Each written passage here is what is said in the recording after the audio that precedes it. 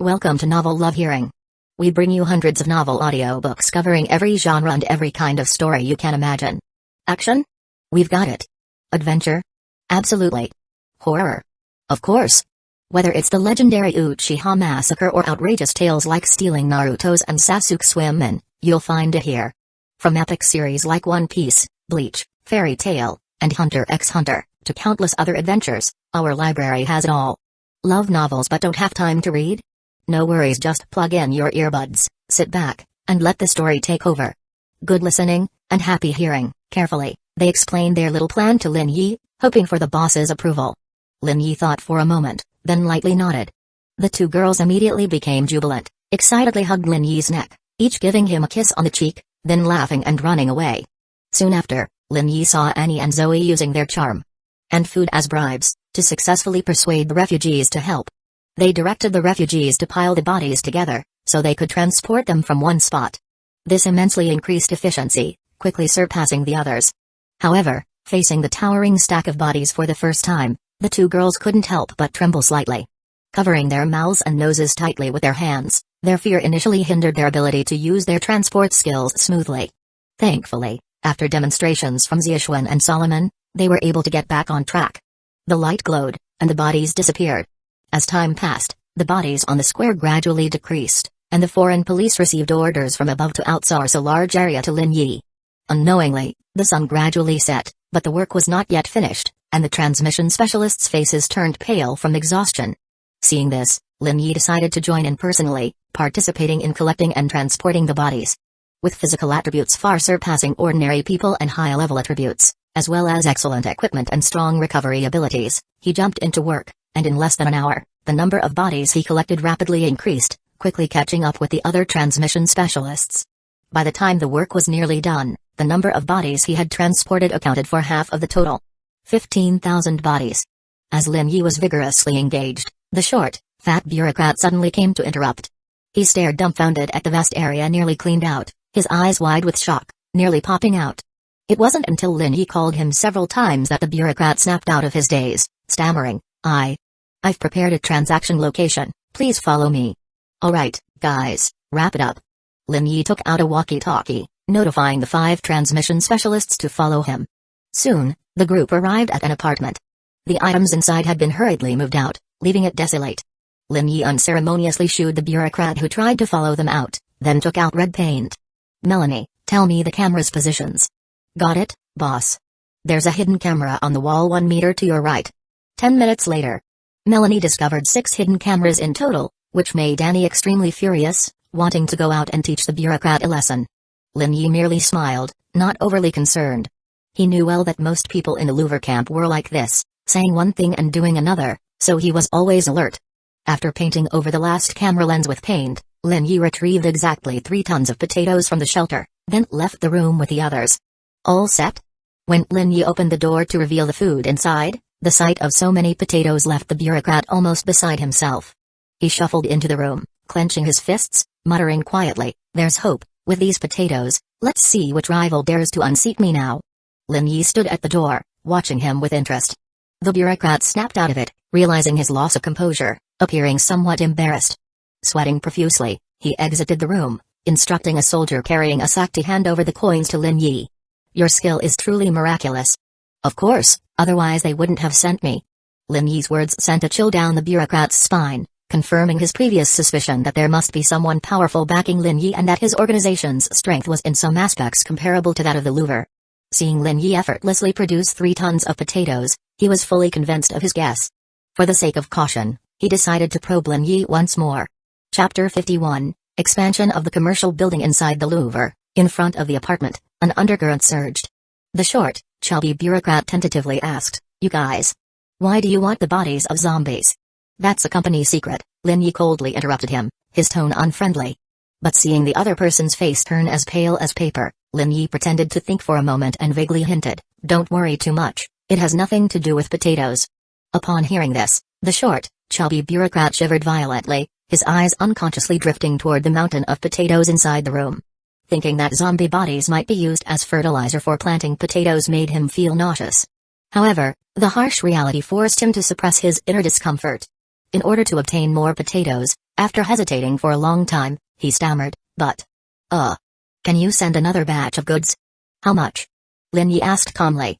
The short, chubby bureaucrat almost couldn't wait. Of course, the more, the better. If possible. In 3 to 4 days, I can send another 3 tons. Good, good, good. That should be enough. The short, chubby bureaucrat grinned, almost moved to tears with excitement. However, just as he was basking in joy, Lin Yi mercilessly poured cold water on him. If I find cameras in the room again, the deal's off. This is your only chance. These words were like a heavy hammer, smashing the short, chubby bureaucrat back to reality. He hurriedly stepped forward, trying to find an excuse to defend himself. Lin Yi didn't want to hear his hypocritical political rhetoric and turned to leave. After all, he had given him a chance. If the bureaucrat tried tricks again, it would backfire. Half an hour later, everyone returned to the shelter. By then, Chen Yui had already prepared a sumptuous feast. The table was full of potato pancakes, potato stew with dried meat, vegetables, plain boiled potatoes with lots of salt, and a top-grade salted fish. Chen Yui suddenly blinked and asked, "Boss, did you find anyone who knows how to brew beer?" Lin Yi's smile froze instantly upon hearing this. It was only then he realized he'd completely forgotten such an important matter. After the hearty dinner, everyone parted ways to attend to their tasks. Lin Yi took a hot shower and then went to bed to rest. After a tiring day, both physically and mentally. The next morning, sunlight bathed the fields of the shelter, and the wheat was ready to be harvested. Everyone was excited because wheat could be turned into flour and refined into maltose to create more delicious foods. Like drool-worthy bread. Aside from Lin Yi and the Chen sisters, the other shelter members were nearly ecstatic about bread. It was as if bread was a part of their lives. Lin Yi calculated that harvesting the wheat into sheaves wouldn't take much time. But separating the grains from the wheat sheaves would take at least a week, not to mention the complex subsequent processes. Of course, the bigger problem now was that no one in the shelter knew how to make flour. "But I want to bake bread," Sylvie said, clinging to Lin Yi, gazing at him longingly. The other girls saw Lin Yi's silence and crowded around him, hugging and holding him, and Annie even bit him gently. Lin Yi exclaimed, "Ouch," with a helpless look. Currently, the only feasible solution is to sell the wheat sheaves directly. Then buy some books on from wheat to flour to food making to learn from, or even find an expert in this field. Only then would it be possible to make the bread and other baked goods everyone longed for. The girls, though somewhat disappointed, had no choice but to accept this reality. Soon, everyone worked together to harvest more than a ton of wheat sheaves. Lin Yi headed to the laptop. The shelter had now upgraded to level 7, unlocking larger fields and the ability to merge and split them. After a brief thought, he purchased 3 medium-sized fields and merged them with the existing wheat fields. As a result, he created a plot covering 760 square yards, deciding to dedicate all these fields to planting wheat. "Don't look at me like that, as if I'm the bad guy," Lin Yi said, seeing the girls gathered in front of the new field, looking at him with longing eyes. He couldn't help but laugh and explained, "The wheat yield is low, which means we need to plant more. Don't worry, the shelter will soon have plenty of labor force." After lunch, Lin Yi took Chen Yui to the Scar-faced leader's commercial building camp. The journey was quite relaxed, without encountering a single zombie along the way, like a leisurely stroll. Originally, this camp occupied just one commercial building, but now it almost covered half the commercial park. The camp's area was at least 3 times larger than before, and the population had grown to 5 times its original size. From afar, the survivors rushed about, some carried supplies, others wielded tools, a bustling scene. What shocked Lin Yi the most was the presence of construction vehicles in the camp, clearly preparing to build several watchtowers. Surely, the scar-faced leader was a talent, expanding the camp to such a scale in such a short time. No doubt, given time, not only could they compete with forces like the True God Brotherhood or Paradise Palace, but possibly even rival official organizations like the Louvre. Chen Yui heard Lin Yi sigh and said with a smile, "Boss, if we want to expand and recruit talents like him, it would be quite useful, right?" Lin Yi squinted at her, tapping her forehead gently, "Don't ever use mind sensing on me again." Chen Yui wasn't the smartest girl in the world, but she was perceptive and adept at reading people's personalities. Especially after acquiring mind sensing skills. Chen Yui, feeling a bit tired, leaned partially on Lin Yi and complained about scar-faced leader Hubert taking so long to appear. Lin Yi remained unhurried. Now, not only Emmanuel from the Sacred Heart Cathedral but also the scar-faced leader were surely busy. With the Louvre as a precedent, if they didn't expand their forces and enhance their strength quickly, they might soon be wiped out by the massive zombie horde. Yet, speak of the devil. The one-eyed old general appeared, striding towards them with several soldiers.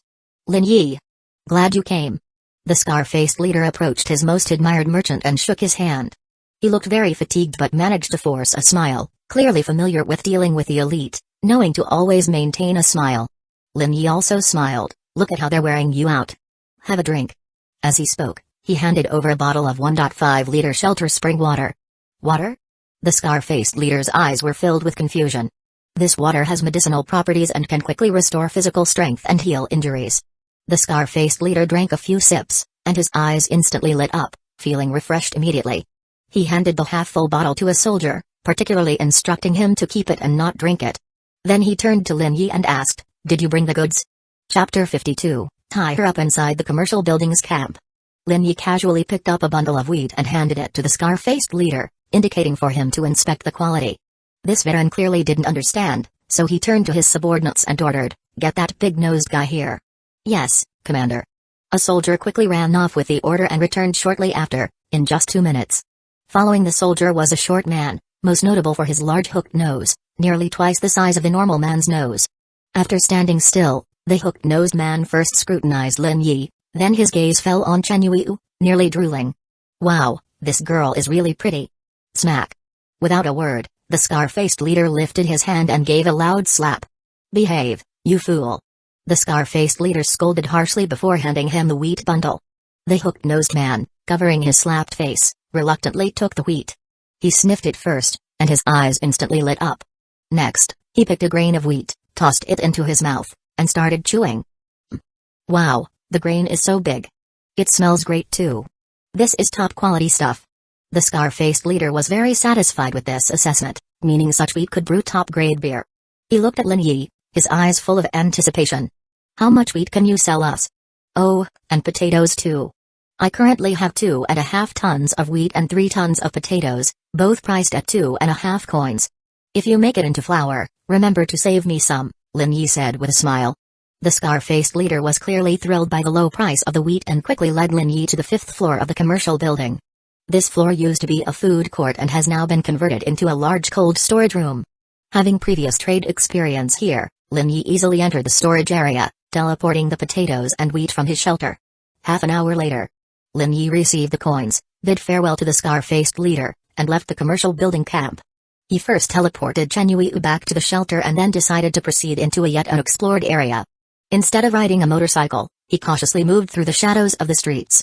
At that moment, through his earpiece, Melanie reported suddenly, "Boss. I found a group of scouts nearby. At least they look like scouts." "Scouts? Which faction do they belong to?" Lin Yi hesitated for a moment, intending to move closer to have Melanie take a closer look with the camera. However, before he advanced 100 meters. Boom. Rat-tat-tat-tat-tat. A sudden explosion sounded ahead, immediately followed by the dense gunfire of machine guns and rifles. Without Melanie's reconnaissance, Lin Yi could clearly see what was happening ahead. 2 groups were fiercely exchanging fire in front. One group, entirely women, though fewer in number, wielded heavy automatic weapons with fierce firepower, tightly suppressing the other side.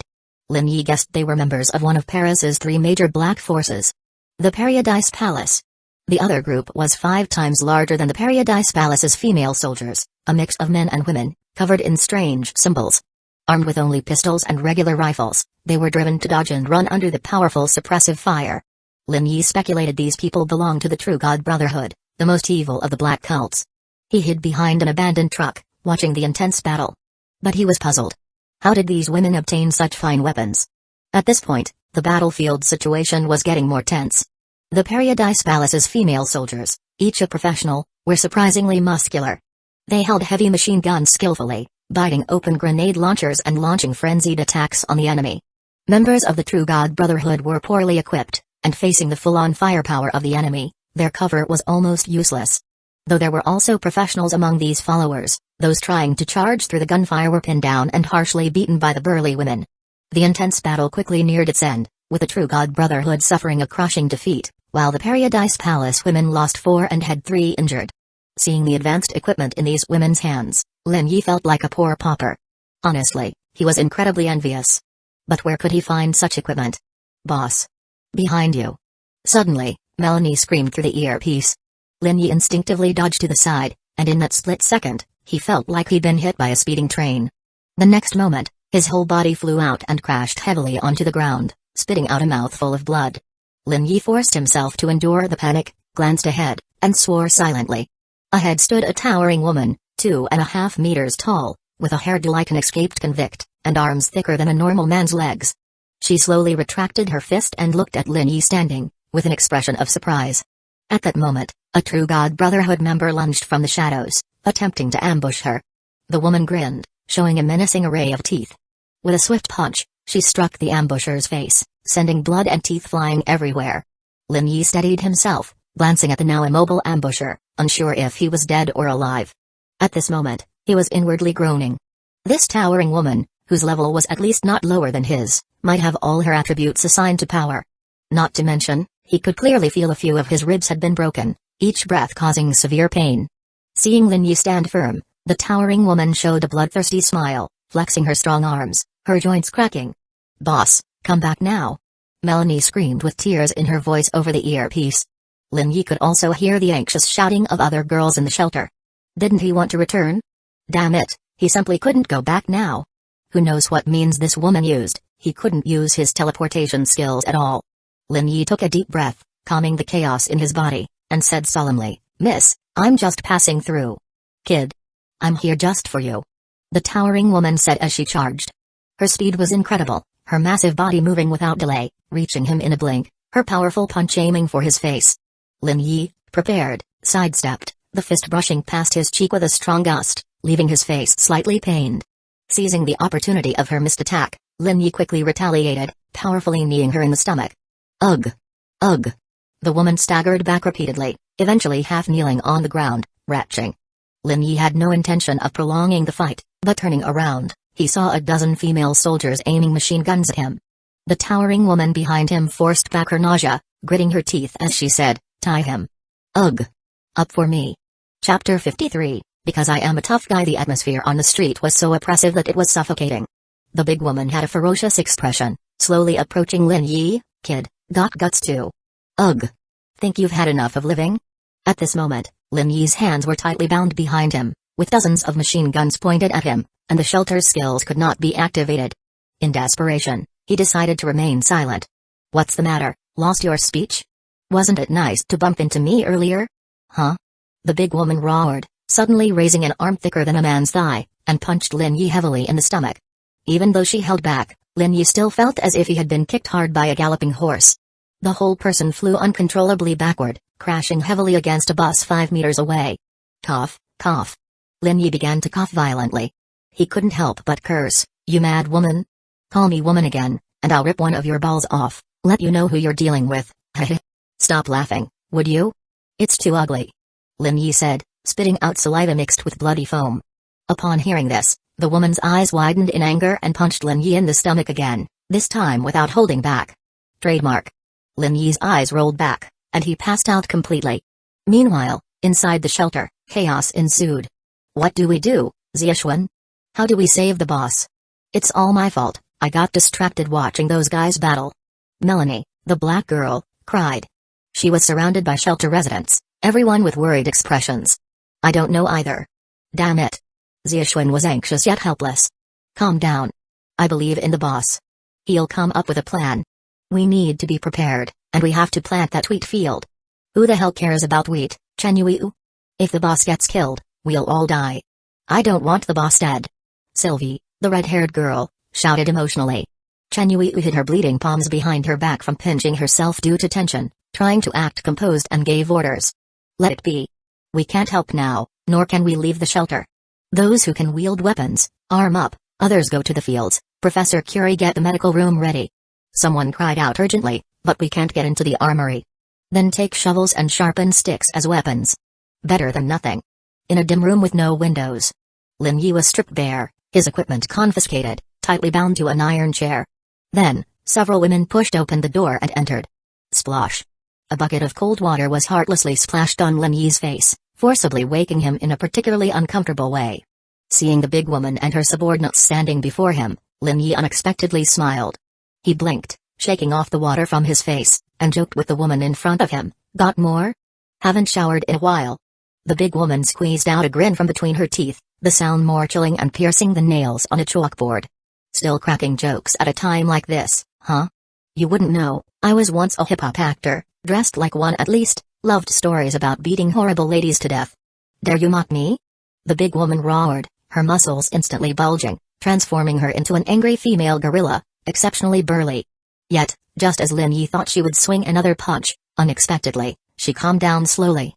The gorilla leader looked at Lin Yi, trying to provoke me? Do you know why we caught you? Because I'm a macho man. Lin Yi raised an eyebrow. The gorilla leader's gaze slowly shifted downwards, sizing Lin Yi up and down. Then she snorted, you do have me slightly intrigued, but you're not much better than the bunch of men in my harem. Lin Yi interrupted her, know about thermal expansion and contraction? You just splashed cold water on me. Enough, shut that damn mouth of yours, we need your food. The gorilla shouted. Sorry, I've already eaten it all. If you like, I can try to pull it out for you. Bam.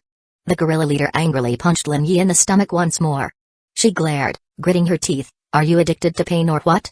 Not really, I'm just thinking about how I'll double the payback on you. Lin Yi exhibited a wicked grin, glaring fiercely back at the gorilla leader. This glare suddenly reminded her of the prior moment, getting rebutted and vomiting miserably, instinctively retreating a few steps. But soon, the gorilla leader noticed her loss and also found her female soldiers staring at her with puzzled eyes. Furious with embarrassment, she swung another punch at Lin Yi's stomach, viciously saying, we know you sold a lot of food to the Louvre, so. You want food? Yes, hand it over.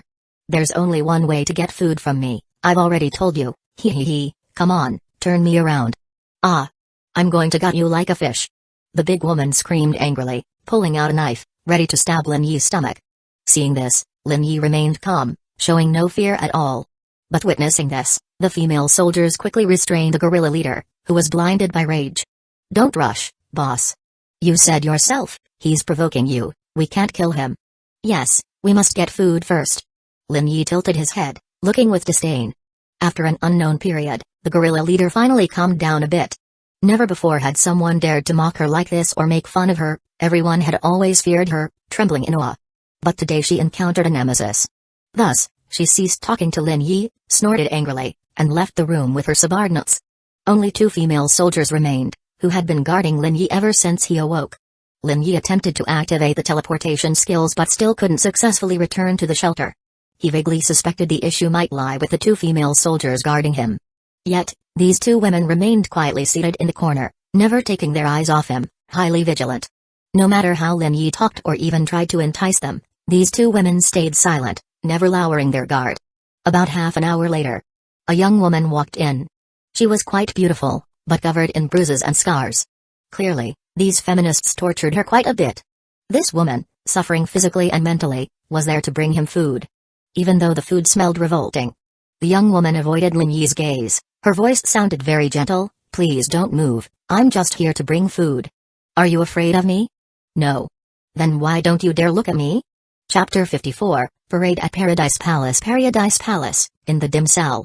Lin Yi looked at the beautiful woman bringing him food, leaned forward slightly, and whispered, are you afraid of me? No. Not afraid. The woman's hand trembled slightly, but she quickly steadied it. Then why don't you dare look at me? If you don't look at me, how do you plan to feed me, huh? Through my nose? PFFT. The beautiful woman couldn't help but burst into laughter. What's your name? Regina. Do you want to leave with me, Regina? Regina's heart trembled. She didn't know why the man before her, tied up like meat ready to be slaughtered, could be so arrogant. She instinctively raised her head, locking eyes with Lin Yi.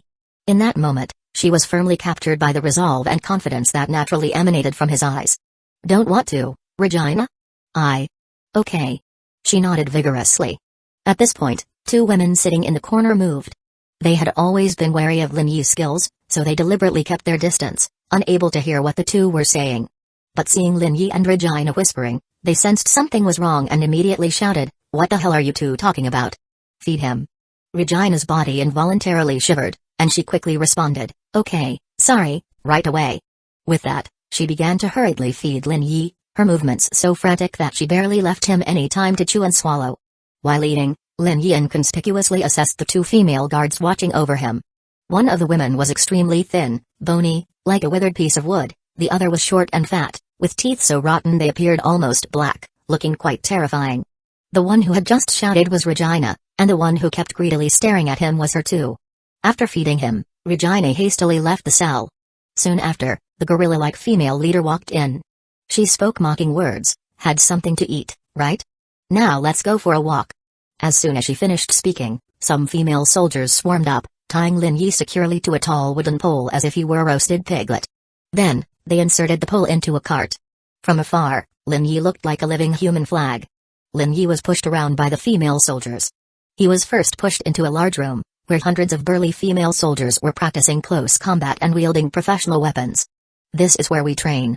The tone of the gorilla-like female leader was very proud. Hearing this, Lin Yi glanced around and saw that the training female soldiers were all dirty and sweaty. The pungent smell they emitted was indescribable, comparable to army barracks. Even more alarming, that pungent odor drilled straight up his nose, almost making him gag. Lin Yi immediately closed his mouth and held his breath, not saying a word more. Soon, the cart was pushed out of the large room. The female soldiers continued pushing him, turning a few corners before arriving at a huge square. In the center of the square, there was a massive pit. "This is our prison."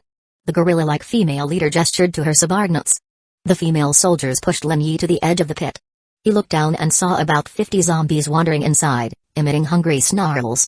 The gorilla-like female leader's lips curled into a cruel smile, clapping her hands slowly. In an instant, several disheveled male prisoners were roughly dragged to the edge by the female soldiers. They were filled with fear, eyes full of despair and pleas, struggling desperately. They shouted heart-wrenching cries, "No, don't. Please, spare us." However, the female soldiers turned a deaf ear, their hands firm without hesitation. With a hard push, they threw them all into that deadly pit. Once the men fell into the pit, the zombies swarmed them. The zombies let out excited howls, lunging at them with sharp claws that tore through their skin, exposing the bright red flesh. The men's screams echoed continuously. They struggled desperately, trying to push away the horrific zombies, but it was all in vain. The zombies' strength was astonishing, biting into them. After just a few minutes, the men's struggles gradually weakened and finally ceased completely. At that moment, the ground was stained a shockingly bright red. However, the horror continued. The bodies of the men who had just lain motionless on the ground began to twitch slightly. Their skin gradually turned a bluish gray, their once bright eyes became cloudy and lifeless, and low growls emitted from their mouths. In no time, they slowly stood up, their movements stiff and sluggish, now transformed into monsters like the other zombies in the pit. The gorilla-like female leader looked at the scene with satisfaction, lips curling into a cold smile. She slowly turned her head, her gaze as sharp as a knife, directed at Lin Yi. "Did you see that? This is what happens when you defy me. If you're smart, obediently hand over all the food to me." "Huh, I'm curious." Lin Yi deliberately prolonged his tone, with a contemplative expression. "What do you want to say? If someone thrown in was a professional, wouldn't that give him a chance to escape?" "Wrong." "Ha ha ha." The gorilla-like female leader suddenly tilted her head back in loud laughter, her laughter deafening, as if it would make the entire square tremble. Suddenly, the laughter stopped abruptly. The gorilla-like female leader strode over to a female soldier, roughly grabbing her hair, dragging her head in front of Lin Yi. "Look closely, her skill. It's to suppress others' skills. As long as she's around, no one else can use their powers. Ha ha ha."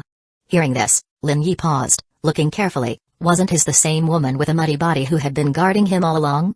The crux of the problem really was her. After speaking, the gorilla-like female leader flung the female soldier roughly behind her. Then she waved her hand, signaling to proceed. In no time, Lin Yi was pushed by the female soldiers into a room full of beds. The gorilla-like female leader pinched her voice, her tone rough and greasy, making one's skin crawl. "This is our house of love." Lin Yi looked up. Holy crap. Good heavens. He saw many men tied up tightly on beds, faces haggard, expressions pained, eyes as empty as dead fish. And numerous ugly women, wantonly indulging on them without a trace of mercy. There were also some men in the room who could move about freely, their faces relatively better. But they behaved like dogs, fawning and flattering the women, striving to satisfy their desires. Additionally, there was another spectacle. In front of each large bed, there were at least 10 to 20 female soldiers lined up. Chapter 55. Beautiful Women Barracks Paradise Palace, deep within the camp, House of Love. The dim lights flickered in the room, casting mottled and eerie shadows. The gorilla-like female leader stood there, a creepy smile on her face. She slowly began to explain to Lin Yi why the female soldiers were lined up in front of the bed. It turned out that after binding the men to the bed in Paradise Palace, they were injected with a bull's dose of breeding drug. The men would remain invigorated for several days. The gorilla-like female leader's laughter echoed in the room, filled with twisted delight. During this time, The female soldiers come to seek pleasure with them. Typically, these men would die within 3 days, not from the drug, but from reaching the ultimate bliss at life's end. What was seen and heard in the House of Love somewhat shattered Lin Yi's baseline of understanding. A strong surge of nausea welled up in him, and he couldn't help but retch a few times. After calming down, Lin Yi spat out angrily, "You crazy woman, are you lacking love?" The gorilla-like female leader's face instantly turned vicious, her already ferocious expression twisting further. Before the apocalypse, she had won 10 different types of bodybuilding competitions, but excessive steroid use caused her severe hormonal issues. Over time, her appearance and personality became increasingly masculinized, as people around her laughed at her and pointed behind her back. Year after year, this continued, making her increasingly fierce, with a hatred growing wildly like weeds in her heart. Eventually, she directed all her hatred toward men and beautiful women. "You'll die a horrible death," she roared, spattering Lin Yi's face with saliva. Before she finished speaking, she swung her enormous fist, accompanied by the whistling wind, and punched Lin Yi hard in the stomach. Ugh! Lin Yi felt as if his internal organs shifted, spitting out a mouthful of blood. But the corner of his mouth stubbornly curled up into a taunting smile. "Ah! You hit like a girl." Bam! Another punch landed on Lin Yi. Ugh! Lin Yi spat blood again, his body swayed unsteadily, eventually rolling his eyes and pretending to faint. That's right, he was pretending. Soon, Lin Yi felt someone pulling him down from the wooden pole. Then carrying him, heading towards the cell. He was heavily thrown onto an iron chair, and then someone approached, trying to chain him back up. Lin Yi secretly cracked open his eyes, observing the surroundings. Good, the cell still held the 2 original female soldier guards watching him. One of them was the wooden woman who made it impossible to use skills, standing far off staring into space, lost in her thoughts. Lin Yi looked down, seeing a short and stout female soldier squatting, trying to wrap his feet with chains. He chuckled, "This lady." The female soldier suddenly looked up, eyes wide with fear, mouth agape revealing her blackened teeth. Lin Yi slowly stretched out his hand, straightened her head, then gently twisted. Crack! A crisp sound echoed as the female soldier's body instantly went limp. The wooden woman was highly alert, immediately turning to look over. Seeing her companion collapse limply to the ground, her face drastically changed. She had seen Lin Yi's skills on the street and knew even her boss was no match for him. Her first instinct was to flee, to scream. However, before she could act, Lin Yi's thrown chain tightly bound her mouth. "MMM. No. Please. MMM. Please." Another crack. Lin Yi's gaze turned cold as he mercilessly ended her life. After tossing the wooden woman aside, Lin Yi found he could use teleportation skills again. In the spirit of not wasting, he first teleported the bodies of the 2 guard female soldiers to the invincible pit. Immediately after, his figure flashed with a swoosh. Back to the shelter. Inside the shelter, as soon as Lin Yi appeared, he was surrounded by residents. Every face was filled with delight. Lin Yi now had no time to chat with them. "Melanie, find the girl Regina who delivers my meals, then help me plan an escape route out of this Paradise Palace camp, and make it quick." Melanie sprung into action upon hearing this. Lin Yi took a swim in the pond to hasten his recovery and immediately returned to the real world. He moved cautiously through the camp, dispatching 2 female soldiers along the way, until he reached a crossroads. "Melanie, is anyone guarding the storage room and the armory here?"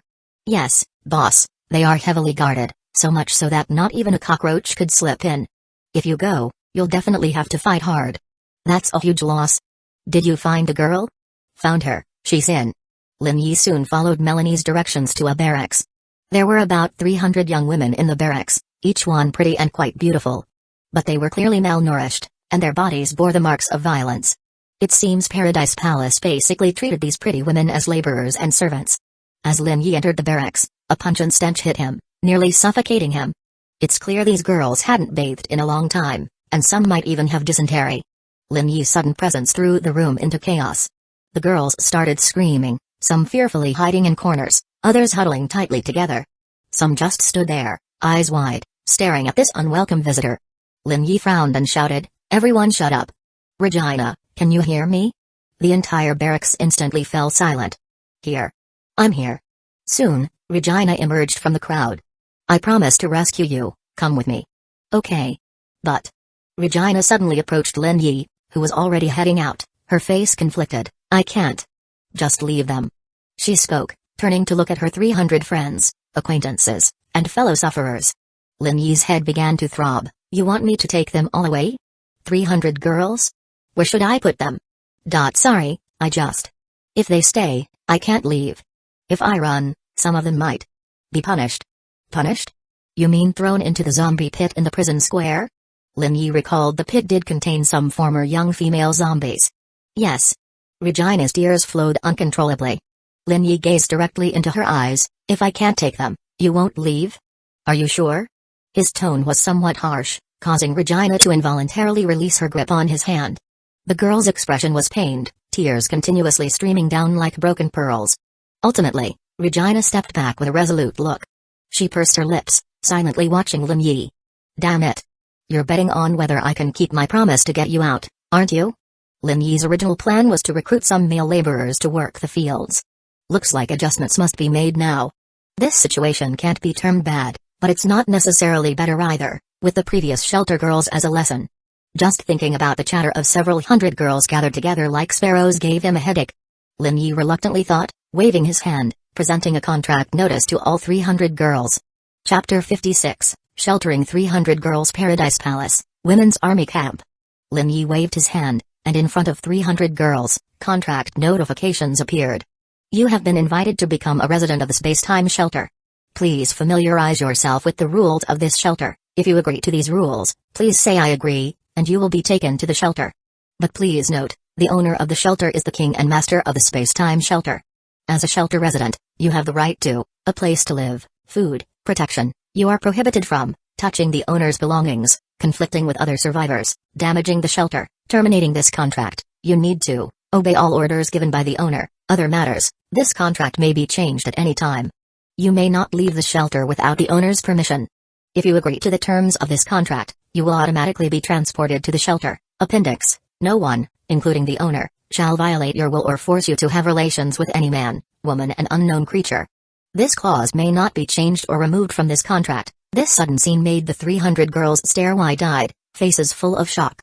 Lin Yi knew someone was needed to explain clearly to these girls the contents of the contract and the situation of the shelter. So, he transported Annie and Martha, two outgoing girls, to the real world.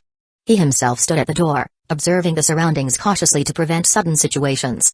Annie and Martha quickly took on their roles, standing in front of the diverse expressions of the girls, and began explaining. As long as you agree to this contract, after signing it, you'll be transported to the shelter. There, you can eat your fill without worrying about safety issues. However, the premise is that you must work hard, primarily on farming. If anyone violates the contract terms, the outcome won't be much better than being sent to the zombie pit. 5 minutes later. Seeing it was about time, Lin Yi raised his voice and shouted, "You have 10 minutes to consider." After speaking, he contacted Melanie through the earpiece. "Have Chen Yui arrange." Before Lin Yi could finish his sentence, Melanie replied first, "Sister Yui was already preparing food for the new girls half an hour ago." Lin Yi felt very frustrated hearing this. Am I really that predictable? Yes, boss. I believe that even without the promise to Regina, you'd choose to help those poor girls. The black little sister answered without hesitation. Lin Yi felt even more frustrated. He pondered silently, where had the young and unpredictable black leader Lin Yi gone? Huh? Had he changed, become more reliable? At this moment, Regina carefully walked up to Lin Yi and softly called, Sir?" She had been standing by, hesitant to interrupt Lin Yi's call, finally gathering the courage to step forward now. "What's up?" Lin Yi turned around. Despite being dirty and covered in bruises, Regina's outstanding aura and beauty were still striking, scoring at least 8 points. Her modest and shy demeanor added a unique charm to her appearance. Regina tried to avoid eye contact with Lin Yi, softly saying, "Everyone agrees to your conditions." Ever since the apocalypse, Regina was like many women, filled with fear towards men. But for some reason, she inexplicably trusted the man before her.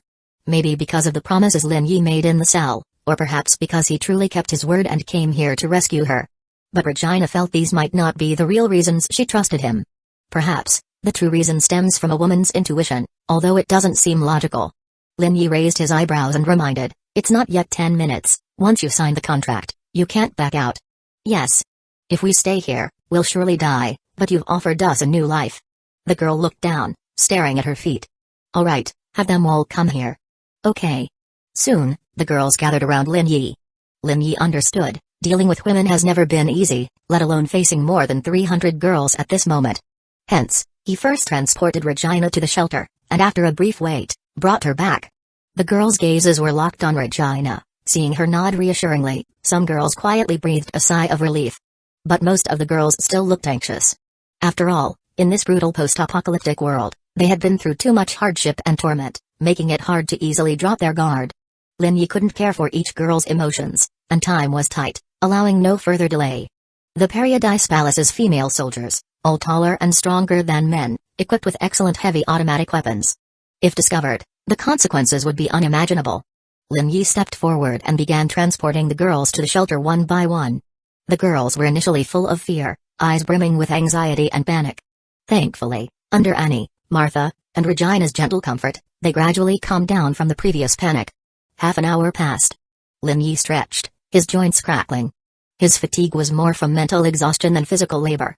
At this moment, in the empty barracks, there was neither a silhouette nor a piece of furniture. Lin Yi took out a candy bar from the shelter, devoured it, and drank some cool spring water, feeling a bit refreshed.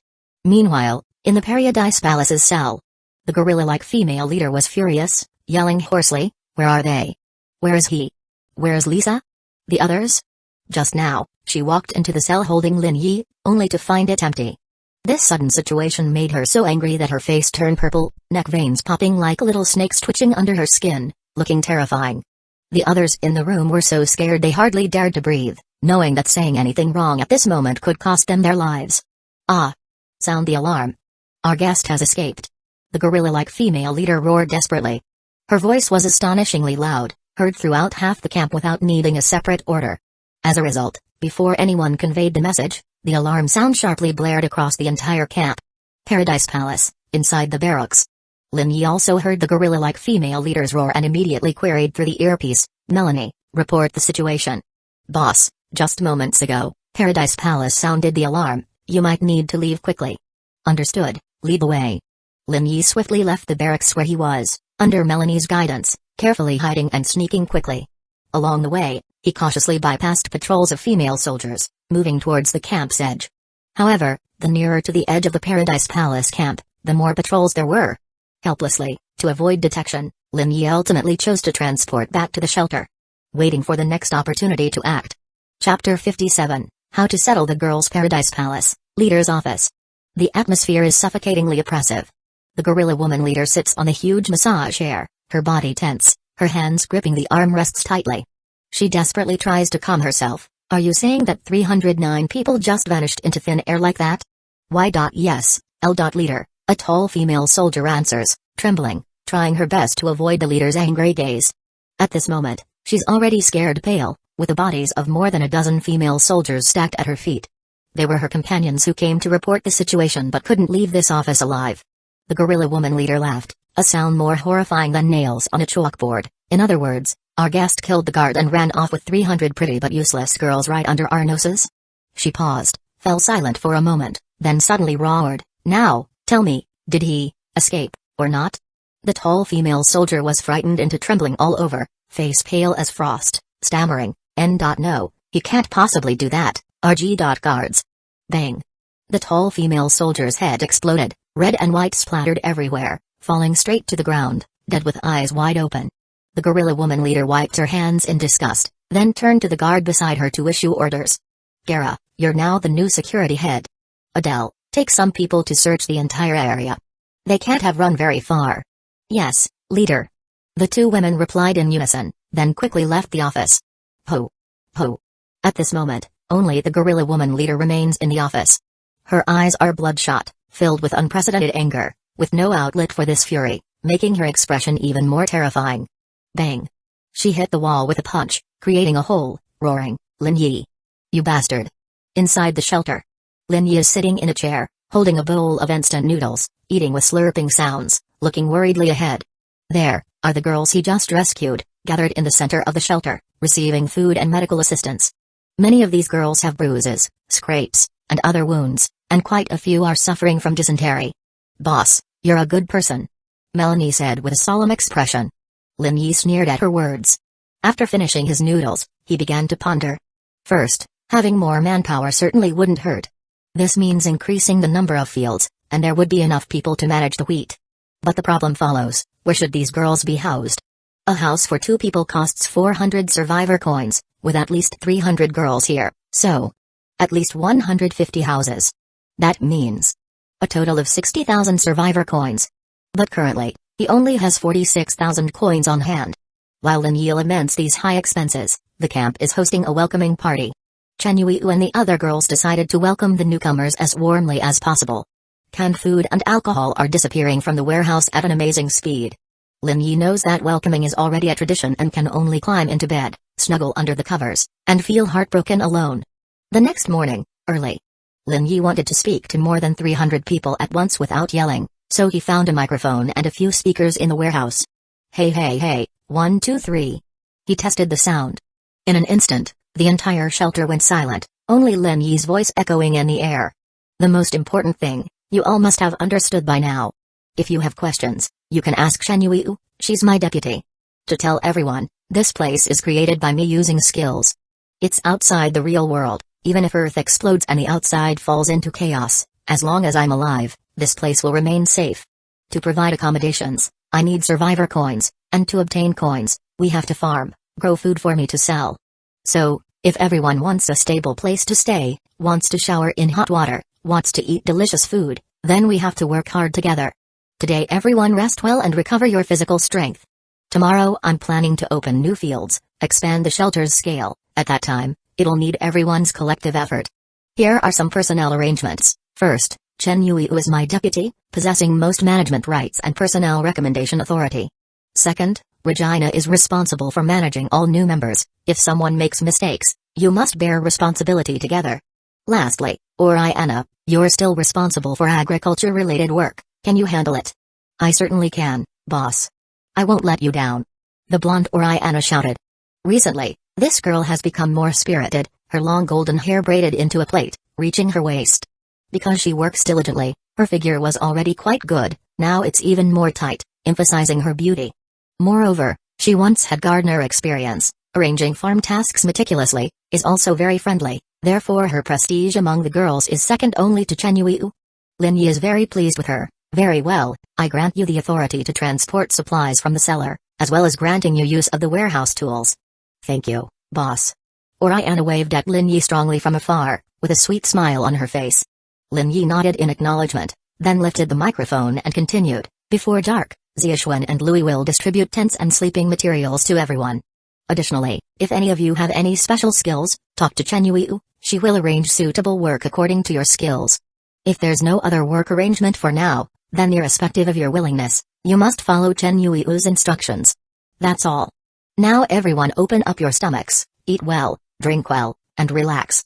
After lunch, Lin Yi came to the laptop, inquired about the situation from Melanie who was staring at the screen.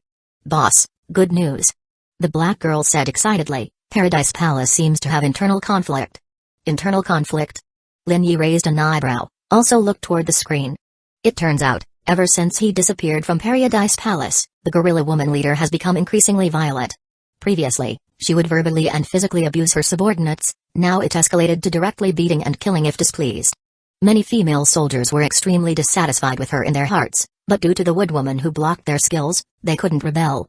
But now the situation is drastically different. If they don't revolt, it's death. A large group of female soldiers started gathering, preparing to raid the gorilla woman leader. Lin Yi looked at the screen, at those gathered, well-equipped female soldiers. He knew that a fantastic show was about to debut. Chapter 58, Oh! It hurts so much. Paradise Palace, inside a hidden room. 40 well-armed female soldiers gathered together, their expressions serious, making plans. They decided to rebel. I've talked to everyone. Anyone who remains neutral and hasn't taken sides doesn't have to participate in this battle. Our goal is to achieve a quick victory. Although they outnumber us and are physically stronger, we represent justice. Exactly. Joan is just a tyrant, and we must bring her down. Down with Joan. Down with Joan. In an instant, all the female soldiers raised their arms and shouted, their voices echoing in the small room, full of determination. Inside the shelter, Melanie was also excitedly clenching her fists, evidently full of admiration for these brave rebellious female soldiers. But in contrast, Lin Yi was frowning tightly. Isn't his supposed to be a plan? This is it. They are already at a numerical disadvantage, and they easily disclosed the rebellion to neutral parties. And a quick victory? Don't they fear a traitor among the neutrals who could inform the gorilla-like female leader and wipe them out completely? Lin Yi shook his head helplessly, sighing internally that a rebellion involving women indeed lacked organization and gave him a headache. As expected, just as Lin Yi predicted, the rebels walked into an ambush, and a desperate battle soon erupted. However, surprisingly, this group of brave female soldiers displayed extraordinary resilience. Among them were 6 advanced professionals who fought against 5 each on the battlefield and didn't fall behind in the slightest. However, the moment the gorilla-like female leader appeared, the situation turned instantly. These 6 powerful professionals stood no chance under her hand and were painfully slaughtered to death. However, thanks to this, Lin Yi learned about her skill, which turned out to be petrification. Her attacks could easily shatter swords, walls, and even vehicles.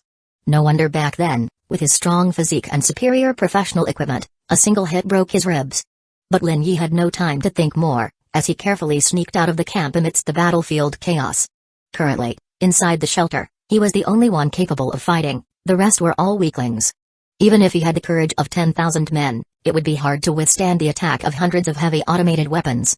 Moreover, his current identity was a businessman, not a mob boss, and he didn't intend to take risks to counterattack for the time being.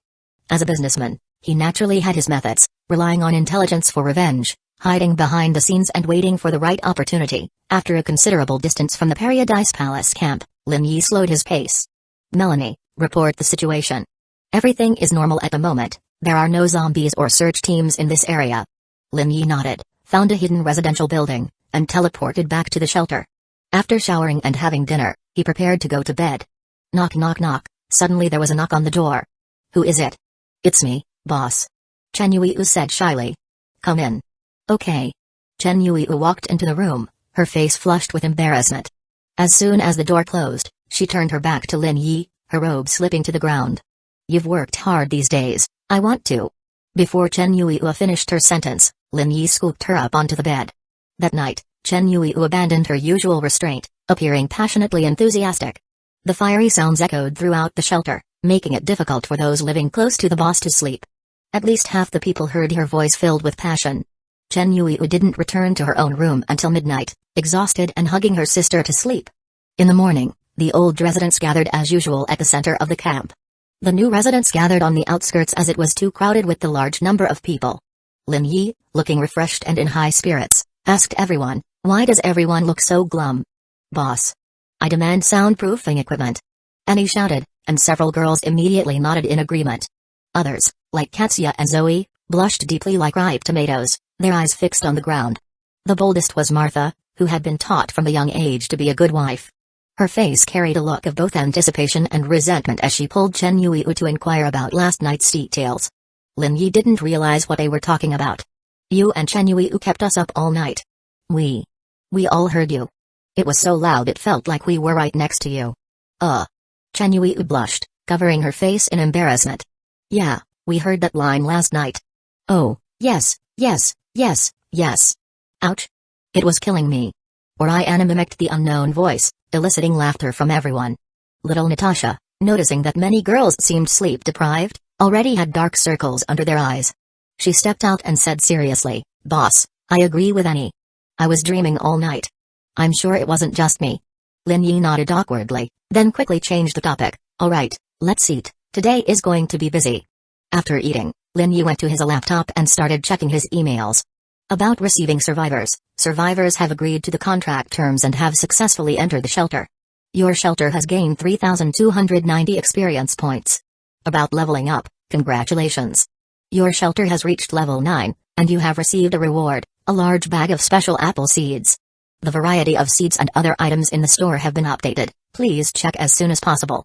About space-time. Your shelter population has exceeded 100 people, and your space-time detection radius has increased from 0.1 to 0.5.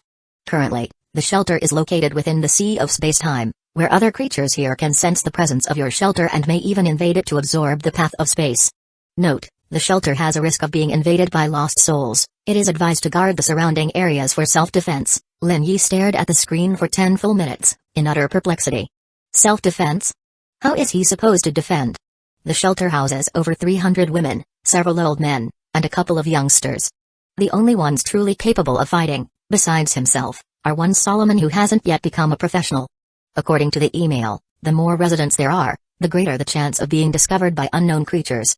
If the shelter is invaded, everyone here will be thrown back into the real world. It seems the only solution is to quickly make Solomon a professional and recruit to build his own band of warriors. Moreover, the recruitment of various professional talents has become urgent, and can no longer rely solely on selling food to achieve the expansion of the shelter. Next, Lin Yi opened the store interface to check the newly unlocked goods. After the upgrade of the shelter's level, more advanced seeds and construction materials appeared. There were even some special items that could enhance residents' abilities. Chapter 59, Mad Expansion Inside the Shelter. Lin Yi spent some time carefully studying various items in the store, deciding to initiate the crazy expansion mode. Suddenly, over 300 girls poured into the shelter, and the space that was previously quite spacious became crowded. Even more troubling is the need to build wooden huts for them. Also, feeding these 300 mouths is no joke. The shelter's daily food consumption alone is hundreds of pounds. Additionally, the new members can't just eat without contributing, so setting up new farmlands is also urgent. To create enough space, Lin Yi decided to expand the shelter's space. He plans to use 40,000 units of biomass to purchase 500,000 square yards of shelter area. He turned to the girl idling with her phone beside him and said, "Melanie, tell everyone to be ready for a strong earthquake."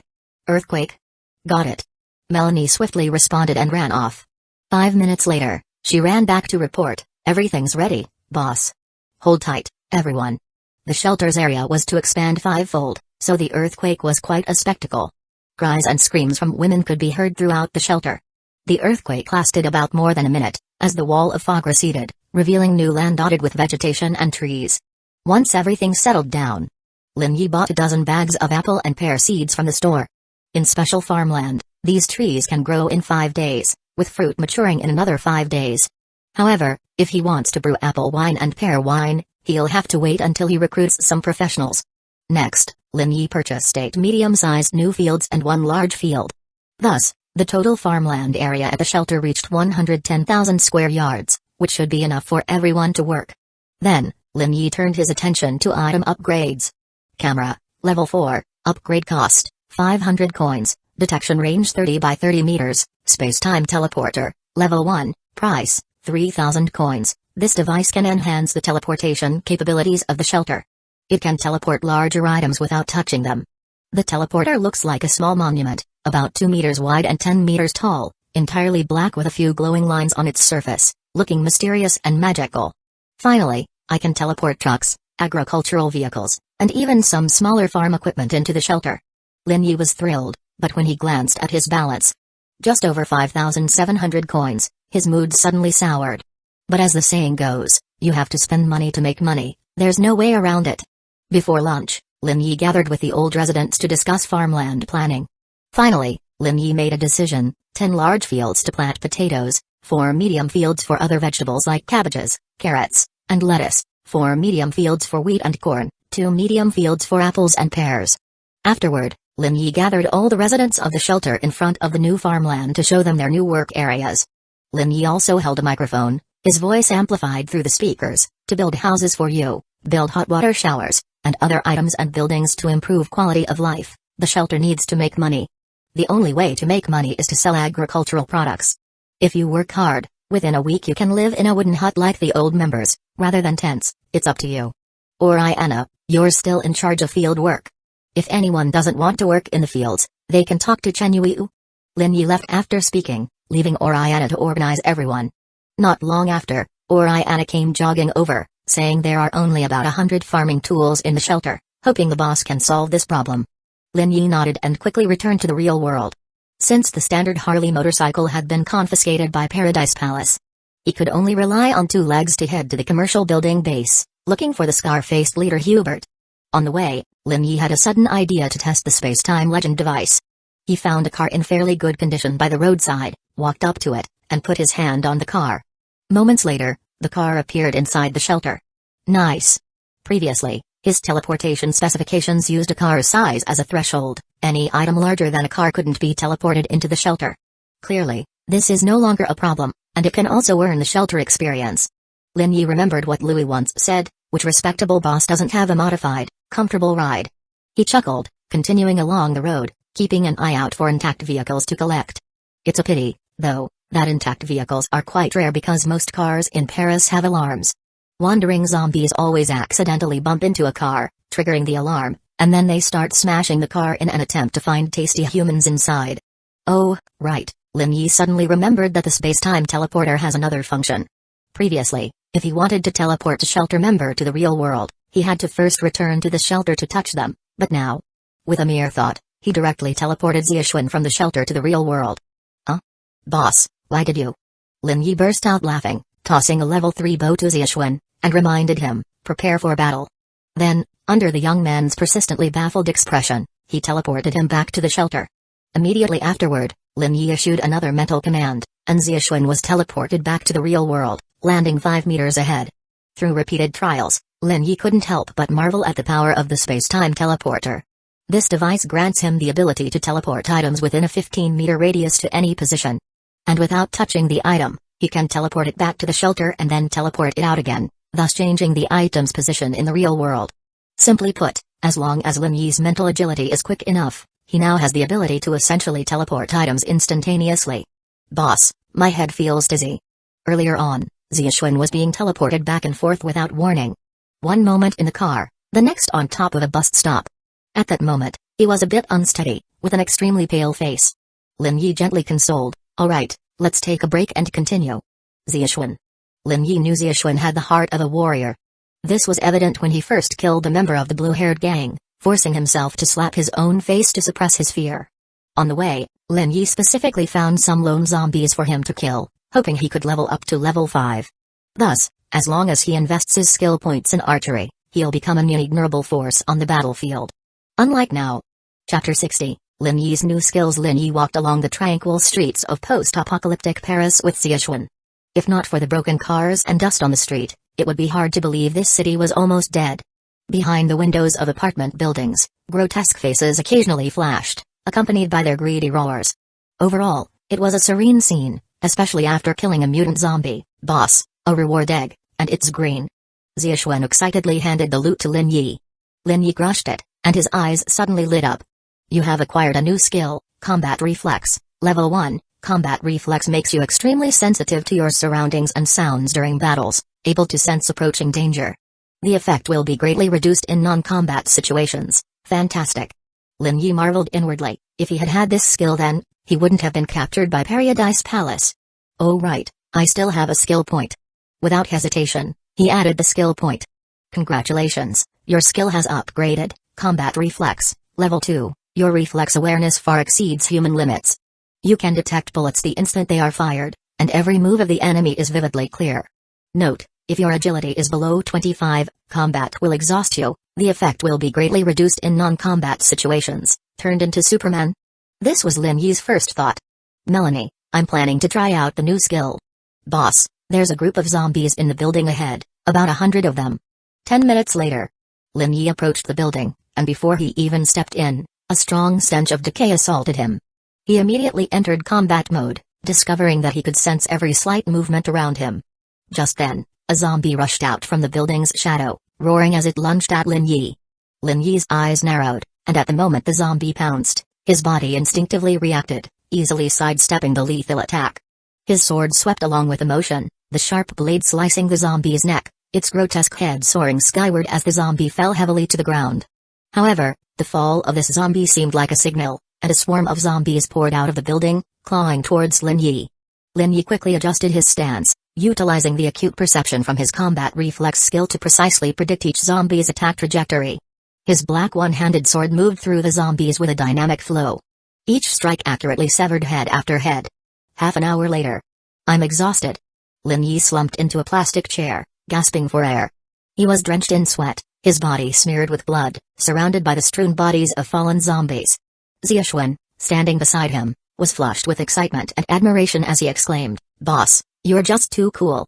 Yeah, but it was really dangerous. I overestimated this skill. Lin Yi waved his hand. Then he pulled out a can of beef and a pot of boiled potatoes, eating heartily while speaking vaguely.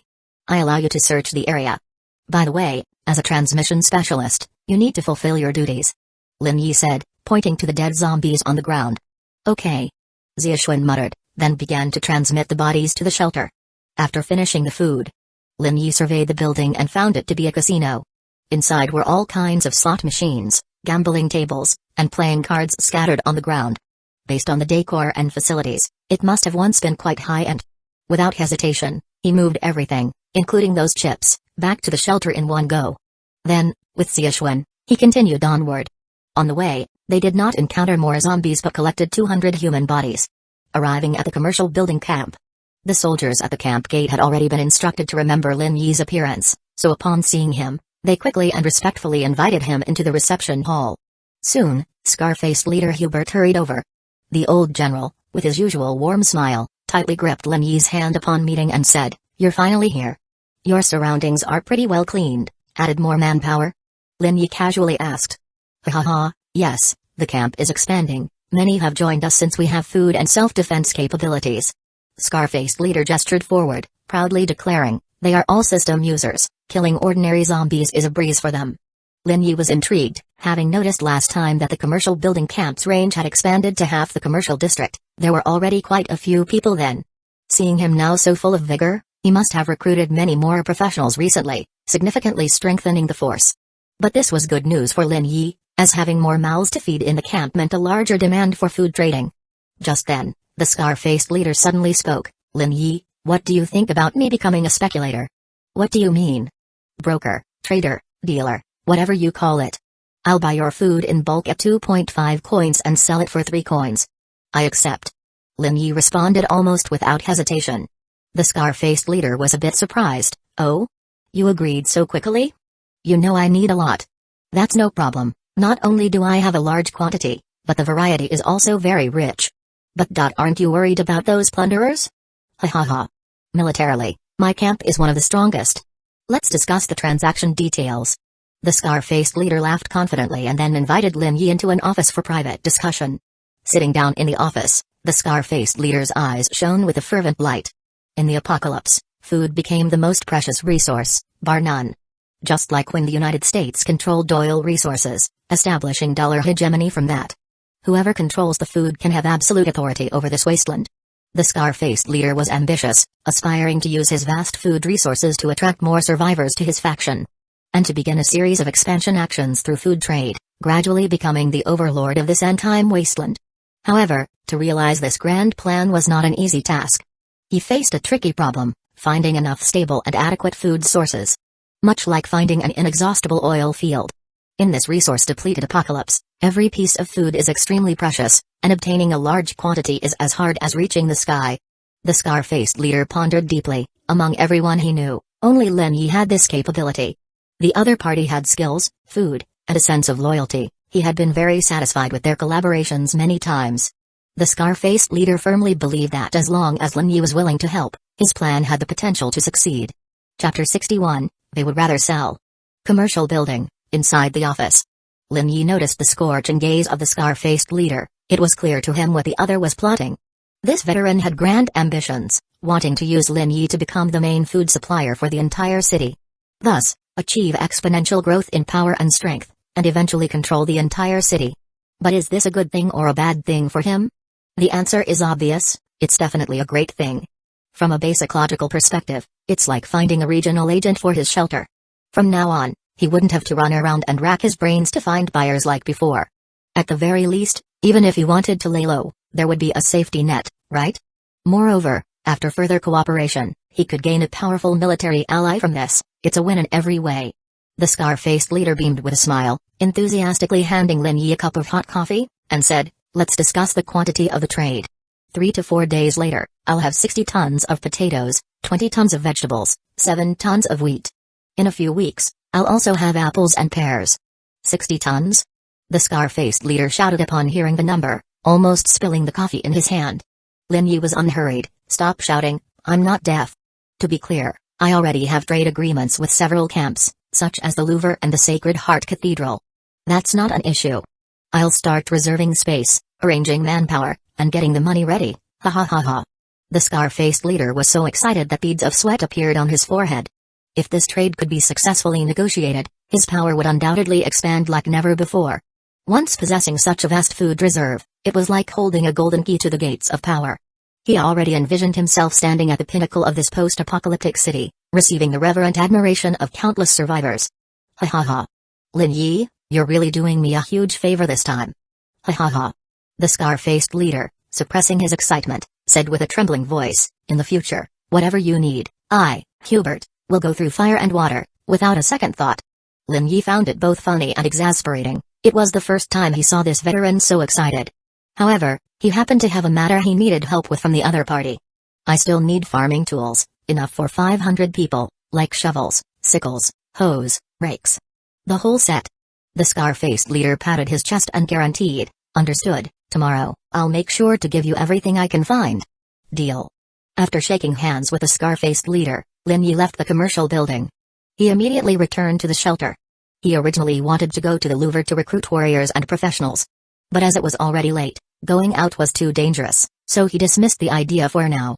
Lin Yi leisurely walked to the center of the shelter, seeing some girls playing cards. "Are you having fun?" "Yeah." Annie responded without lifting her head, her eyes focused on the cards in her hand. Apart from the few girls playing cards with Annie, another group of girls was playing slot machines.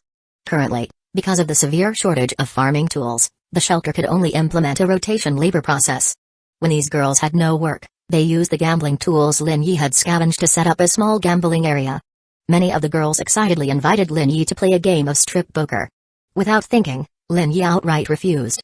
He knew well that he could never be a match for 300 girls, and had no intention of embarrassing himself in front of them. The rest of the day passed by peacefully and calmly. Lin Yi took a hot bath, read an interesting book, and spent a quiet evening at home. The next morning, he held a group meeting. First, Oriana took the lead to report on the work. Given the severe shortage of farming tools, the girls had to find another way. The old mechanician Louis used his ingenuity to cobble together tools similar to shovels, and others also racked their brains to use anything more efficient than digging by hand. Although this makeshift way was not very efficient, everyone worked together, and eventually, they successfully completed the sowing of all the fields. However, everyone was utterly exhausted, with weariness written all over their faces, and their bodies felt as heavy as lead. Next, Chen Yuiu stood up to report. After her inquiries and statistics, all 300 new girls were between the ages of 20 and 27. The reason they ended up in Paradise Palace was partly because they had nowhere else to go and were forced to become laborers, while others were forcibly taken there. Paradise Palace often attacked other small and medium-sized forces. If they found women, the ugly ones would be recruited, and the beautiful ones would become laborers. As for men, they were either killed or enslaved to death. Currently, among the 300 girls, there was an English teacher, a few seamstresses, and a cook. Chen Yuiu hesitated for a moment, blushing as she said, "Additionally, 11 girls expressed willingness to work in that area instead of doing physical labor." Ziaxuan and Diachuan perked up immediately upon hearing that. Melanie deliberately snorted, and then continued eating. Ziaxuan, realizing what had just happened, turned pale. Lin Yi rubbed his chin, helplessly said, "What they want to do isn't what matters. Currently, they have no choice, because we don't have customers here." "Boss, what about me?" Louis grinned, raising his hand to ask. Lin Yi also smiled, teasing the old but vigorous mechanician. 11 girls, that number might be beyond your capacity. How about we wait until we return to the Louvre, then I'll allow you to visit the Male Love Club, okay?" "I was just joking, boss," Louis said with an awkward smile. "Boss, I have a suggestion." Solomon, who had been silent, spoke up. This former soldier now seemed to be doing well. His wife and children no longer looked as emaciated and skeletal as before. "Go ahead. I've almost recovered now, and hearing that you plan to recruit talent at the Louvre, should we form our own warrior team?" Lin Yi looked at him, nodding. He had just been pondering this, and the other's suggestion came at just the right time. However, recruiting warriors isn't a simple task. Lin Yi had his own standards, and not just anyone could join the shelter and become a warrior. His gaze fell on Solomon, a smile curling at the corner of his mouth. "Solomon, what do you think should be the qualifications for recruiting warriors?" Solomon had evidently thought about this or, having been a soldier, was very familiar with this issue. Thus, he answered without hesitation, "They need to have a family or someone they care about, be in good health, mentally sound, preferably have military experience, and no serious criminal record." "Very good." Lin Yi nodded with satisfaction. Chapter 62, Preparing for Recruitment. After finishing breakfast, Lin Yi first headed to the commercial building camp, where he smoothly acquired agricultural tools from the scar-faced leader. Then, he rushed to the Louvre. On the way, he helped Solomon become a professional. The skill Solomon acquired was stone skin. Once activated, although the skin doesn't actually turn into stone, it can resist ordinary sword attacks. However, if you want to resist bullets, You'll need to level up to at least first level 5 and gain skill points. Ever since the zombie tide attack, the camp area of the Louvre has been significantly reduced. The areas originally on the outskirts of the camp are now swarming with zombies. These zombies provide Solomon with ample fighting opportunities. Through battle with zombies, Solomon successfully reached the first level 2. Lin Yi also transported Chen Yuiu to the real world to help her level up. During this period, he participated in the process. Now he's about 75% of the way to the experience points needed for the next level. The coin drop rate has been significantly weakened, Lin Yi muttered to himself. He had just killed over 20 zombies but had only obtained 6 coins. Nowadays, the Louvre looks somewhat desolate. To be exact, there are far fewer tents on the refugee square. Clearly, many people have decided to leave the camp in hopes of finding a safer place. Yet, some continue to cling to newcomers, begging for food and even offering services in exchange. Suddenly, a young woman, skinny to the bone, ran up to Chen Yuiu and tightly grabbed her hand. Chen Yuiu, is that you? Do you remember me? My tent used to be right next to yours. Sophie? Chen Yuiu almost didn't recognize her.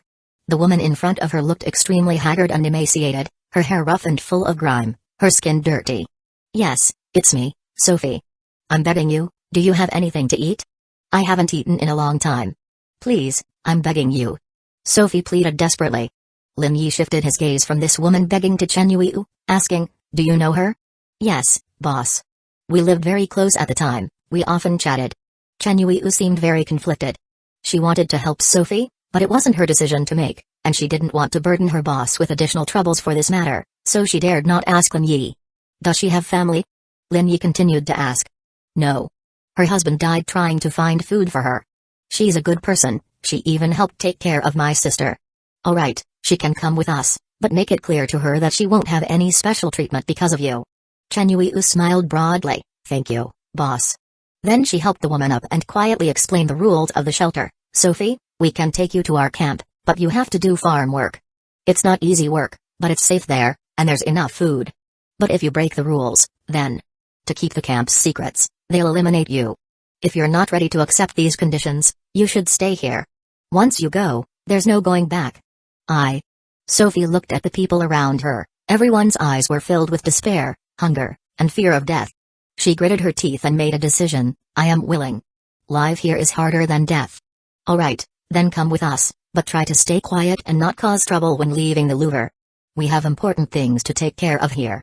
After saying this, Chen Yuiu turned to Lin Yi. Boss, she agreed to our terms. Lin Yi nodded, then prepared to move forward. At this moment, a man from afar ran up and knelt before him. Please, take me with you too. Others heard what the man said and immediately started clamoring, causing the crowd to almost lose control in an instant. Lin Yi frowned, somewhat displeased. Seeing this, Solomon stepped forward and activated his stone skin skill, then stomped hard on the ground. Boom. In the blink of an eye, a large pit appeared on the ground, with cracks like a spider web spreading all around. The crowd quieted down immediately. Solomon retreated, standing behind Lin Yi. Today we're here to recruit talent. But if you keep making a fuss here and causing trouble, then there will be no opportunity. Lin Yi's gaze was stern as he looked around at everyone. All of you, quiet down and take some time to think about what skills you have, what you can do. With that, he directly led the 3 through the tent city and into the Louvre. During this time, not a single person dared to make a sound. Inside the Louvre, soldiers were already on high alert, seemingly waiting for Lin Yi's arrival. As soon as Lin Yi appeared, the soldiers quickly approached and courteously escorted him and his group to the second floor. Ah, merchant. So glad you're back. The chubby bureaucrat had a businesslike expression on his face. Lin Yi teasingly said, it seems you've been doing well lately. Remembering the last meeting, the man's face was as pale as paper, his expression was full of anxiety and unease, like a man plagued by severe illness. But looking now, this fat man not only had a few new gold jewelry pieces on him. Even the walls of his office were adorned with several seemingly ancient paintings. Upon hearing Lin Yi's words, the chubby bureaucrat's face showed a proud expression, slightly raising his chin. He said with a hint of bragging, my superiors are very pleased with my results in repelling the zombie tide invasion and handling the aftermath. Yeah. Lin Yi forced himself to smile outwardly, responding perfunctorily. This guy, last time he wasn't like this, calling him incompetent and panicked wouldn't be overstating it. The chubby bureaucrat clearly sensed Lin Yi's change in demeanor. He was slightly angry and embarrassed, momentarily speechless, only able to hurriedly change the topic. Ahem. So, what did you bring me this time? More potatoes? Alright, I'll buy them. How much do you have? Lin Yi smiled again, slowly extending 5 fingers, gently waving them. 5 tons? Wonderful. Wonderful. I'll prepare the place right away. The chubby bureaucrat was like a clown, rubbing his hands and dancing in excitement. He couldn't wait to grab the phone and quickly contacted his subordinates. In just a moment, he successfully cleared out a warehouse, specially set aside for the incoming potatoes. After arranging it, the chubby bureaucrat turned around with a courteous demeanor, asking Lin Yi for instructions. I've arranged everything, should we go now? Alright, but I have 2 more transactions. 2 transactions? Please, tell me. I'm listening. The chubby bureaucrat put on a serious and sincere expression. Lin Yi raised 1 finger. First, I need farm tools, as many as possible. The chubby bureaucrat pondered for a moment, then negotiated. No problem, I'll send people to the warehouse to try and grab as many as possible. Does every tool count for a pound of grain? Lin Yi thought briefly, thinking the condition was reasonable, nodded, indicating agreement. Then, he extended a 2nd finger and continued. Secondly, I want to take some refugees from you. We need more workers. Upon hearing this, the originally calm face of the chubby bureaucrat instantly showed a troubled expression. Chapter 63, Recruitment complete. The 2nd floor of the Louvre, inside the office. When Lin Yi mentioned taking the refugees away, the short and fat bureaucrat struggled to put on a troubled look, even the fat on his face jiggled rhythmically. Well, you know, refugees are valuable resources, but if it's 20 pounds of food per person, I think I can let a few residents go. The short and fat bureaucrat spoke hesitantly, each word seemed to be squeezed out through clenched teeth, as if making this decision required cutting off a piece of his flesh. Lin Yi sneered, 10 pounds for 1 person. You should know some camps are fretting over how to dispose of these burdens, they can't wait to offload them on me for free. Ahem, alright. Let's settle it at 10 pounds, since you are my major merchant, after all. The short and fat bureaucrat put on a face, showing he made significant concessions just for Lin Yi.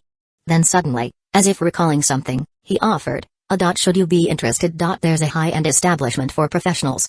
The girls inside are very beautiful, they can work continuously for 5 hours, even longer without tiring. As known, once ordinary people become professionals, regardless of gender, their desires grow stronger. People in the Louvre quickly discovered this, hence they set up a specialized establishment to serve professionals. They carefully selected the prettiest women, helped them become professionals, and boosted their endurance attributes, just to better satisfy the guests' needs. Of course, the service charges were exorbitantly high, affordable only by elite professionals. Faced with such an enticing proposal, Lin Yi didn't want to decline, but unfortunately, there was just too much to handle today. Additionally, with Melanie monitoring the cameras, every move was under her watchful eye. Let's talk about it next time. I'll send my men to recruit the refugees first, and come back to place the potatoes later. Having said that, Lin Yi left the office. At this moment, Chen Yuiu, Solomon, and the dirty Sophie stood in the corridor, curiously observing everything around. After all, they were never allowed on the 2nd floor before. Lin Yi led them back to the refugee camp on the square while conveying his recruitment plan along the way. Chen Yuiu, I need you to find some professional talents, including but not limited to electrical engineers, metallurgical experts, various professional engineers, and don't forget to find a master brewer. Take this. Sophie, friend of yours, along, let her give you a hand. Solomon, your task is to recruit warriors. I'm sure you're clear about the standards and requirements, be strict. No time to waste, act immediately. Understood, boss. They both shouted at the same time. The announcement of the recruitment threw the refugee camp into chaos, almost everyone surged towards them like a tide. I used to love hunting, I can use a rifle. I'm the best Counter-Strike player in the Paris Athletic Club. Take me, I have extensive slingshot experience. People shouted, jostled, and argued, the scene turned into a chaotic mess. Until Solomon couldn't help but shout loudly, a stream of fluent French curse words burst out, the refugees finally quieted down.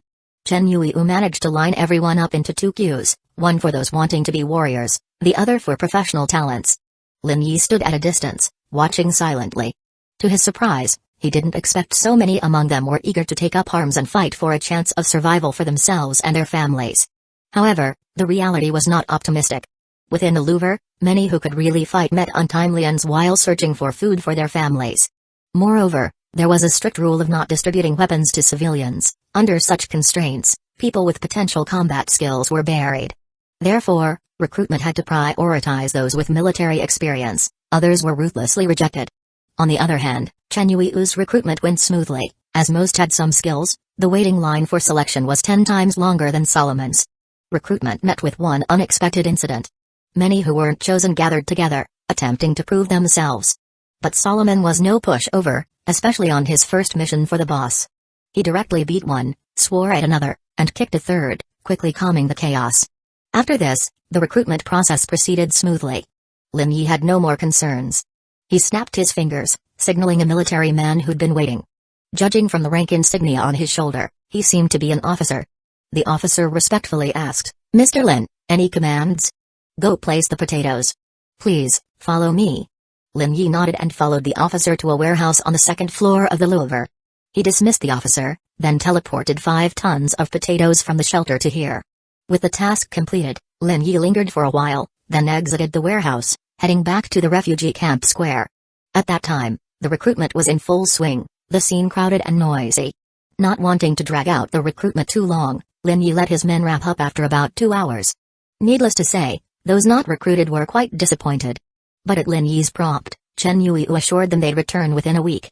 This promise reignited a flicker of hope in the eyes of those not yet chosen. After recruitment, Lin Yi started counting the numbers. This time, they recruited 50 warriors and their 120 family members, 90 professional talents and their 76 family members. There was another neutral piece of news: they found 2 who could brew beer, but they weren't very professional. In total, this Louvre recruitment plan recruited 326 people. Once Lin Yi and the short and fat officer settled all costs, the latter was overjoyed. Using free food to get rid of all useless people was a huge profit. As the two were about to part ways, Lin Yi suddenly spoke, "One more thing." Already a dozen meters away, the short and fat bureaucrat had to stop, turned back blankly, and asked, "What is it?" "Not long ago, I saw the True God Brotherhood had a battle with the Paradise Palace. The cultists were utterly defeated, and a rebellion occurred within Paradise Palace, though the rebels failed to overthrow Kyung's rule." The short and fat bureaucrat's expression became extremely solemn. He looked at the businessman. "What do you want to exchange for this information?" "Nothing at all, except those women stole my beloved motorcycle." Lin Yi finished speaking and left with 100 or so people. Interesting. Very interesting. The short and fat bureaucrat muttered to himself, then hurried back to the office and picked up the phone to make a call. Chapter 64, Shameful Solomon. "Where are they taking us?" "I heard they're taking us to another camp, but no one knows exactly how far it is." Lin Yi led a large group of people, leaving the Louvre and arriving at a looted large restaurant. Prior to this, Melanie had already scouted the place through cameras, confirming there were no zombies or trackers. "Why bring us here? Where is the camp you mentioned earlier? What do you plan to do to us?" Some refugees worried they might have been deceived, with many even beginning to panic. Lin Yi jumped onto a table, overlooking everyone.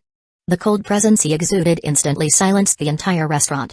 After all, those who have survived in this post-apocalyptic world up till now somewhat knew in their hearts who truly had the power to make decisions.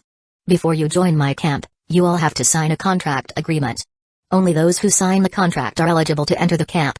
However, I won't force you to decide, it's all voluntary." As Lin Yi spoke, he waved his hand. Before all the refugees, a contract appeared. Needless to say, these people were shocked with mouths agape. It's a typical reaction for anyone seeing such a contract for the first time. "This is one of my skills. If you breach the contract terms, well, the consequences won't be pleasant." "What would happen if someone violated it?" a refugee cautiously asked, plucking up courage. Lin Yi grinned, revealing a smile. "That depends on the severity. Minor infractions will be punished, major ones will result in death." His voice was not loud, but each word struck the refugees' hearts like a heavy hammer. Especially chilling was the smile on his face, devoid of any warmth, causing the refugees to shiver with fear. Some instinctively retreated a few steps, while others clutched their family members' hands tightly, trying to draw some sense of safety from them. The entire restaurant plunged into dead silence. No one dared to make a sound. At this moment, Chen Yui stepped forward, whispering soothing words to everyone. "I think it's not really possible. Once you reach the camp and see the situation there, you'll understand why. However, if something like that does happen, as long as you haven't harmed the camp or others, I promise to plead with the boss. Allow you to leave unrestricted and provide you with needed supplies and equipment."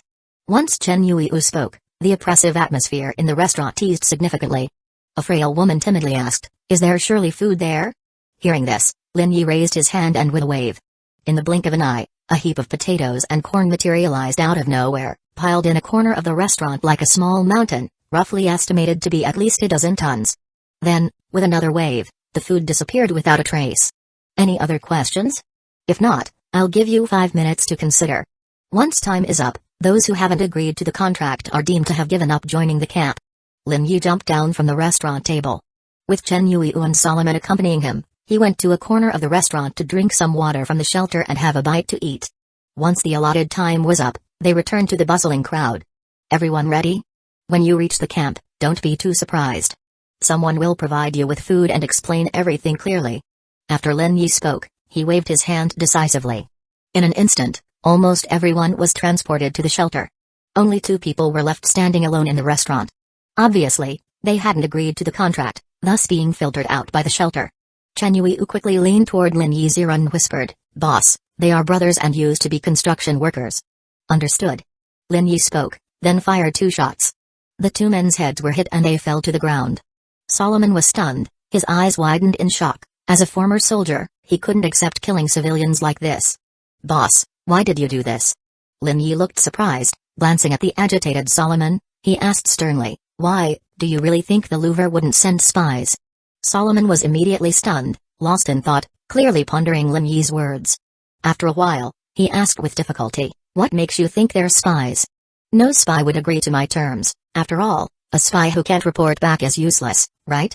Lin Yi smiled and stepped forward, bending down to search the bodies, retrieving 2 micro walkie-talkies, which he casually tossed to the now embarrassed Solomon. At this moment, the former soldier stood rooted to the spot, unable to utter a word. He clutched the micro walkie-talkies tightly, his hands trembling slightly, head bowed so low it almost touched his chest. His gaze flitted between Lin Yi and the corpses on the ground, lips parted slightly, but he couldn't speak a word. As a soldier and a warrior, allowing spies into the operations base was utterly disgraceful. Yet his boss could so easily see through the enemy's disguise and decisively take them out. After a long while, Solomon finally lifted his head slowly, eyes filled with regret and admiration. "Boss, I failed to detect the oddity, almost caused a disaster. I've let down your trust." "Solomon, in this post-apocalyptic world, any negligence could lead us to ruin. We face not only zombies but also those hidden in the shadows, harboring ill intentions." Lin Yi gently patted Solomon's shoulder, his tone calm but endowed with an undeniable power. Seeing Solomon nod vigorously, Lin Yi said no more and turned to leave the restaurant. He was willing to give opportunities to those eager to progress because once, he too grew through constant struggle. Solomon closely followed Lin Yi, the encounter with the disguised spies. Lin Yi's decisiveness and calmness replaying in his mind, his stride seeming ever more resolute. Half an hour later, Lin Yi and his 2 companions teleported back to the shelter from a concealed apartment building. By then, the shelter was crowded with people. Newcomers were divided into groups, given pre-prepared food, and toured the shelter. Lin Yi, observing the bustling scenes in the shelter, turned to the person beside him, Solomon. "Yes, boss? I'm entrusting you with the shelter's security. I also want you to patrol the surrounding areas and train the newcomers." With a wave from Lin Yi, Solomon saw a message appear before his eyes. "You have been assigned a new job, Order Maintainer. As an Order Maintainer, you have the authority to teleport individuals who violate or are suspected of violating the rules.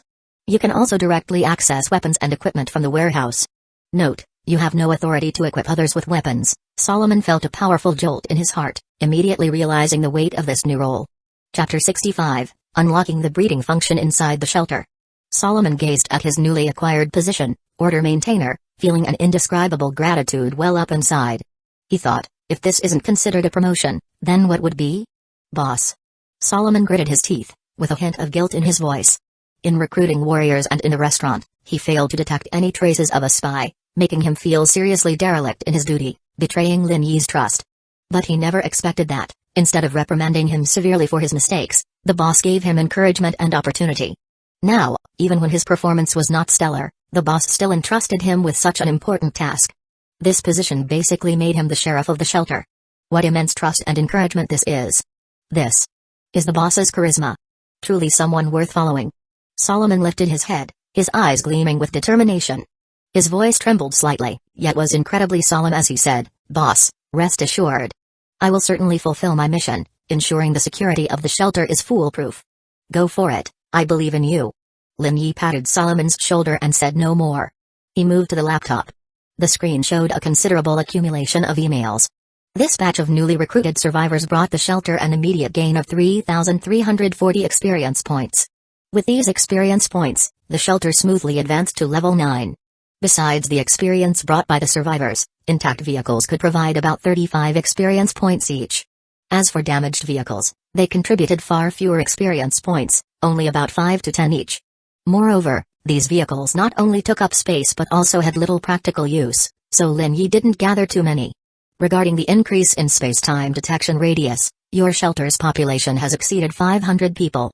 Your space-time detection radius has increased from 1 to 1.3. Note: your shelter has an increased chance of being invaded by lost souls. It is recommended to guard the surrounding area. Regarding upgrades, congratulations. Your shelter has reached level 9. Note: the variety of store goods has been significantly updated. You can grant residents more privileges, unlock new functions, livestock farming, aquaculture. You receive a reward, 2 omnivorous rabbits. Finally unlock the breeding function. Lin Yi eagerly opened the store application and found the livestock farming section. He discovered that it had a complete set of breeding tools, such as pens, feeders, and rabbits. However, the price of rabbits was exorbitant, each costing 500 coins. And the price of the pen was the same as a field, taking up the same land area. He decisively spent 1,600 coins to purchase a large pen, and another 200 coins on a small feeder. This small feeder was designed very elegantly, capable of automatically adding food as needed. However, to function normally, it also required a granary. Though called a granary, its function was quite powerful, not only storing grains but also hay, roots, and other various items. However, such a granary cost as much as 4,000 coins. When Lin Yi intended to place the pen, he realized the shelter no longer had enough space. Helplessly, he had to expand the shelter area again, using coins for the expansion this time. To get it done once and for all, Lin Yi planned to double the shelter's area to reach 1,000,000 square meters, which cost him a full 10,000 coins. The earthquake wasn't too strong this time, and the shelter expansion quickly concluded. Note: your space-time shelter area has reached 1,000,000 square meters. Your shelter level has upgraded from small to normal. Goods have been updated. While browsing the new store, Lin Yi discovered a very interesting building unlocked. The biopower station. It can use biomass as fuel, converting it into electricity. Additionally, the shelter unlocked a new function allowing him to have a bird's eye view of the entire shelter and place buildings directly on the map. With a new function, construction work became much easier. Lin Yi first selected a location on the map to place a large granary. Then, he placed a large pen with a feeder, taking up an area of 700 square meters. Due to the recent earthquake, several residents had come over. As the representative of the 300 girls, Regina also came over. A new piece of land? Oriana asked. No, it's a breeding ground. Annie said excitedly, jumping directly into the pen. But she had to put in quite the effort to finally hold a rabbit in her arms, realizing immediately how hefty these little creatures were. After all, each rabbit was quite large, weighing up to 20 pounds. Moreover, they had soft white fur and round black eyes, looking like cute plush toys. The other girls, naturally, couldn't resist the charm and jumped into the pen one after another, wanting to be close to them. It's so warm, and the fur is so soft. Annie buried her face in the rabbit's soft fur, screaming happily. Other girls rushed over immediately. Even Xiaoxuan couldn't help but reach out to touch these magical rabbits. Old Mark, the biologist, looked perplexed. Boss, I've been dealing with biology for half my life, but I've never seen this kind of rabbit. What breed is it? These are omnivorous rabbits, as far as I can see, never seen on Earth before. Lin Yi replied. Old Mark squinted slightly, contemplating as he stared at the rabbits being hugged and fussed over by the girls. According to the store's description, these rabbits could mature into adults in 5 days inside the special pen. But how fast they reproduce, and how many at a time, could only be confirmed through follow-up experiments. The news of the magical rabbits quickly spread throughout the entire shelter camp. More accurately, to the ears of all the girls in the camp. Soon, the pen housing the rabbits was surrounded so tightly by them. Lin Yi had no choice but to assign dedicated staff for watching over the rabbits, otherwise, they might get hurt or even crushed by the enthusiastic girls. Furthermore, to ensure the rabbits' well-being, he had to limit their petting time. He set a rule that the total rabbit petting time per day must not exceed 2 hours. After all, if everyone spent all day surrounding the rabbits, petting them non-stop, how would these little creatures have the energy and time to reproduce and expand their population? After organizing things for the rabbits, Lin Yi turned his attention back to the store. Meat storage, level 1, storage capacity, 50 tons of meat, price, 2,500 coins, please select fuel type, coal, biomass, or gasoline diesel. Select biomass. Lin Yi thought it over, then clicked the confirmation button. Chapter 66, the saliva of sadness inside the shelter. Lin Yi completed the construction of the meat storage and began pondering the expansion of the cellar's capacity once again. After all, just one potato harvest at present has already exceeded 60 tons. If there isn't enough storage space, these potatoes will soon rot and spoil. Cellar, level 3, composed of 3 layers of wooden shelves, it can be used for food storage. Food stored in the cellar will never spoil. Storage capacity, 500 tons, selling price, 10,000 coins. After weighing the options, Lin Yi confirmed the purchase. After the transaction was completed, seeing only 1824 coins left in his account, his mood soured. Unknowingly, it was already dinner time. Lin Yi, starving, couldn't care less and started wolfing down his meal with his plate. After finishing enough food for 2 people, his mood finally improved quite a bit. At that moment, Solomon, who had been sitting beside him, suddenly spoke up. "Boss, when you appointed me as the order maintainer, you mentioned patrolling areas around the shelter. I wanted to ask." As soon as he said this, everyone put down their utensils and turned their attention to the boss. Lin Yi nodded slightly, signaling old Mark to briefly explain to everyone. Since the shelter received the warning of the Sea of Space-Time and unknown threats, old Mark has devoted most of his energy to this research.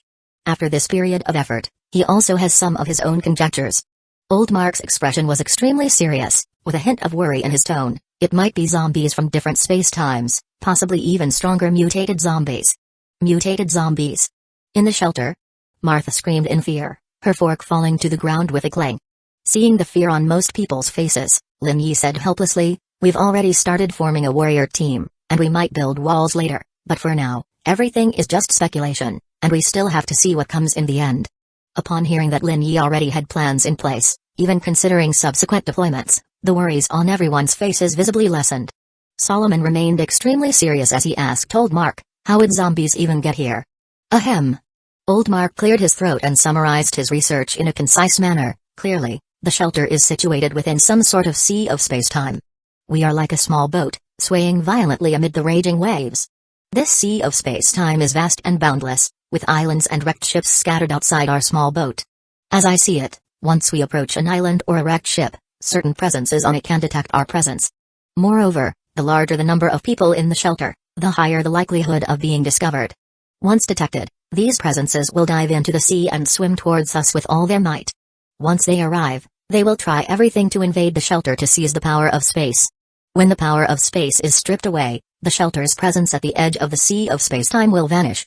By then, even if everyone isn't killed by these unknown creatures, the outcome would be grim." After old Mark finished, everyone fell silent.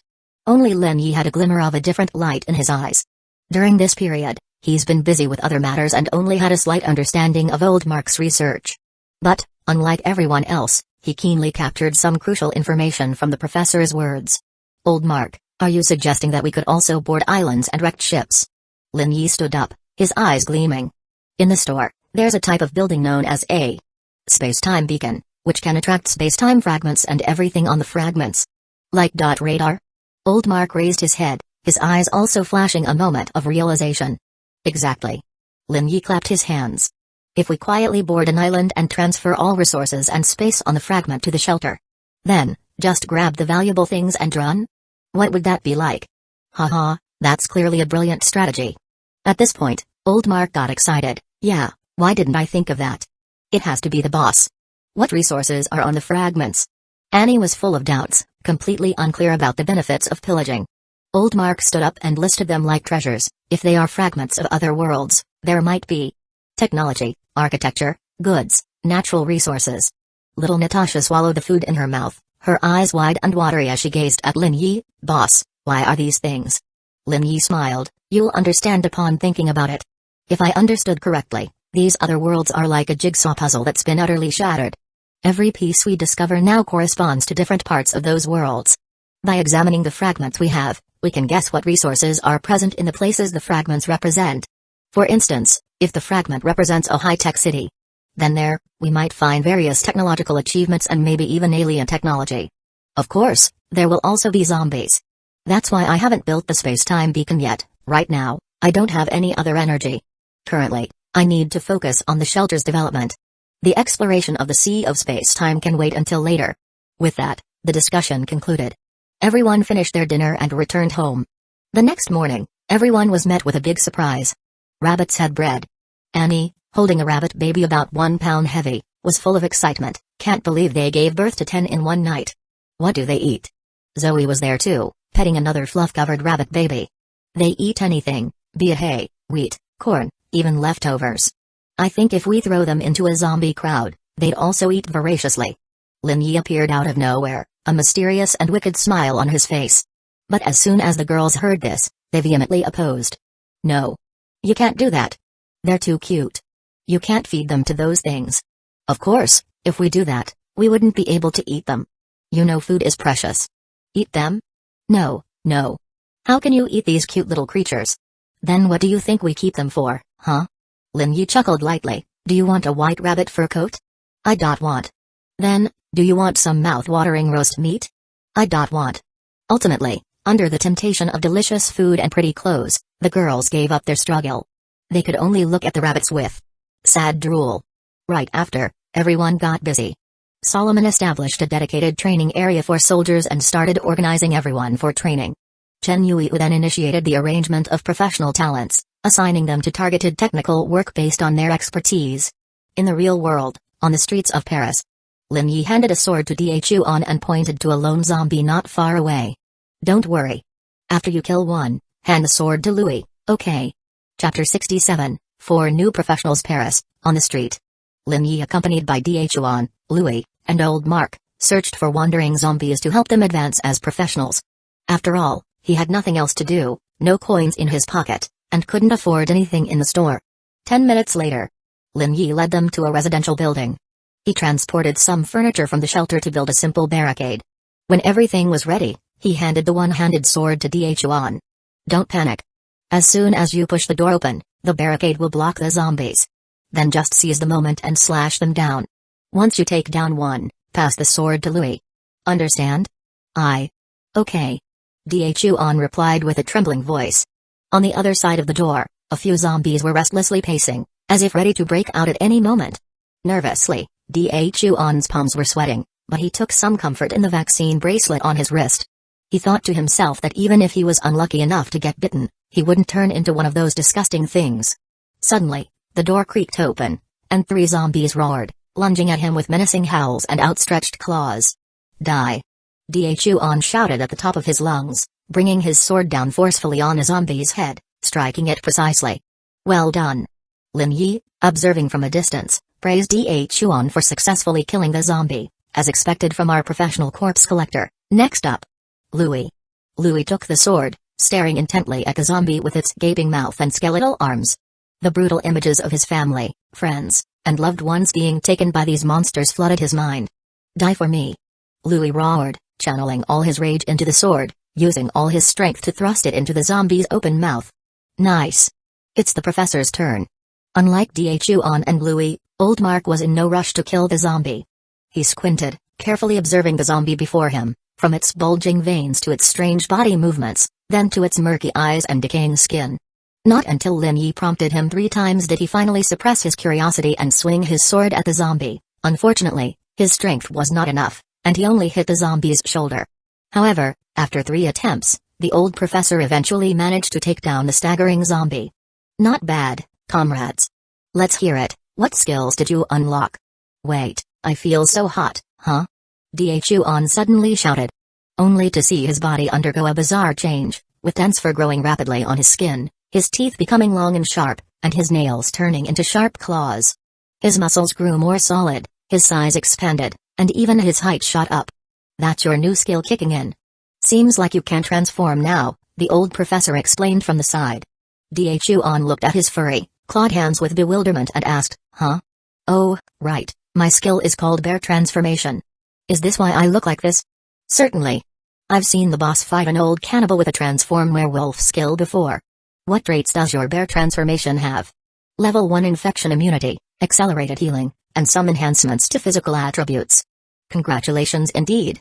That skill is quite impressive. The old professor sincerely exclaimed, which meant Dhu was basically immune to the zombie virus.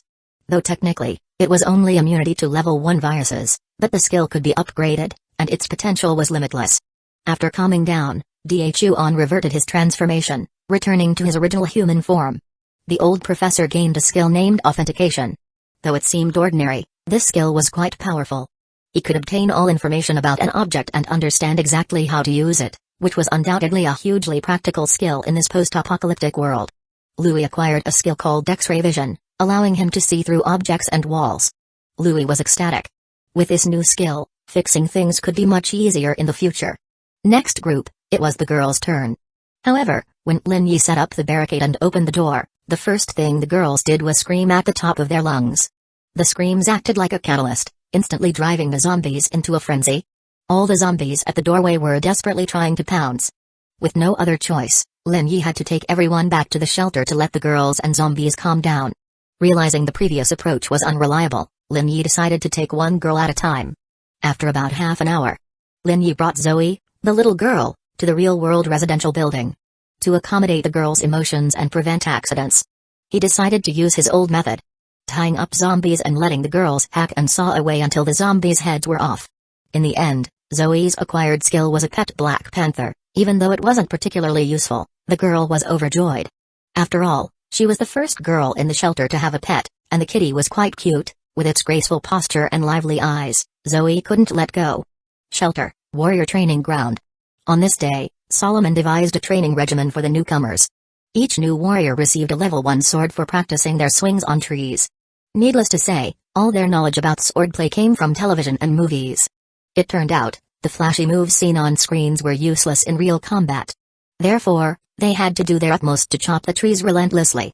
Solomon had his ideas. He needed the warriors to get used to the weapon first to ensure the sword wouldn't fly out of their hands during a fight. During the first training, several people got injured by the falling weapons, but fortunately, the shelter spring water could quickly ease their injuries and increase their endurance to pain. As dusk settled, this long and arduous day quietly came to an end. Many spent time by the pond, while others were busy with their smartphones and tablets having fun. But most people preferred watching the rabbits. Now the number of rabbits had exceeded 50, and the new babies had grown to over 2 pounds. With Lin Yi's permission, Oriana took some corn to feed the rabbits. An interesting thing happened. After eating the corn, the rabbits visibly grew larger, and they didn't defecate. Lin Yi didn't mind everyone relaxing and resting since the corn and potatoes would mature the next day. Moreover, farming tools were fully purchased, and tomorrow was going to be very busy. That night, the shelter was unusually calm and peaceful, as people gathered together to find various activities to enjoy. But Lin Yi remained anxious about possible zombie attacks, tossing and turning for a long time before finally dozing off. Luckily, the next morning, Chen Yui's unique way of waking him up brightened his mood. Chapter 68, Perfect Upgrade Location. After breakfast, Lin Yi decided to go out for some fresh air and scavenge for supplies. At this time, Louis had upgraded a motorcycle again. The Triumph Rocket 3, super upgraded version. Lin Yi wasn't a motorcycle fanatic, but the moment he saw this bike, he was instantly captivated by it. This was a super cool heavy bike, equipped with a 3-cylinder engine, with a maximum horsepower of 182.2, and it ran almost silently. On the bike's handlebar, there was a special button that, when pressed, would eject sharp long blades from both sides of the bike.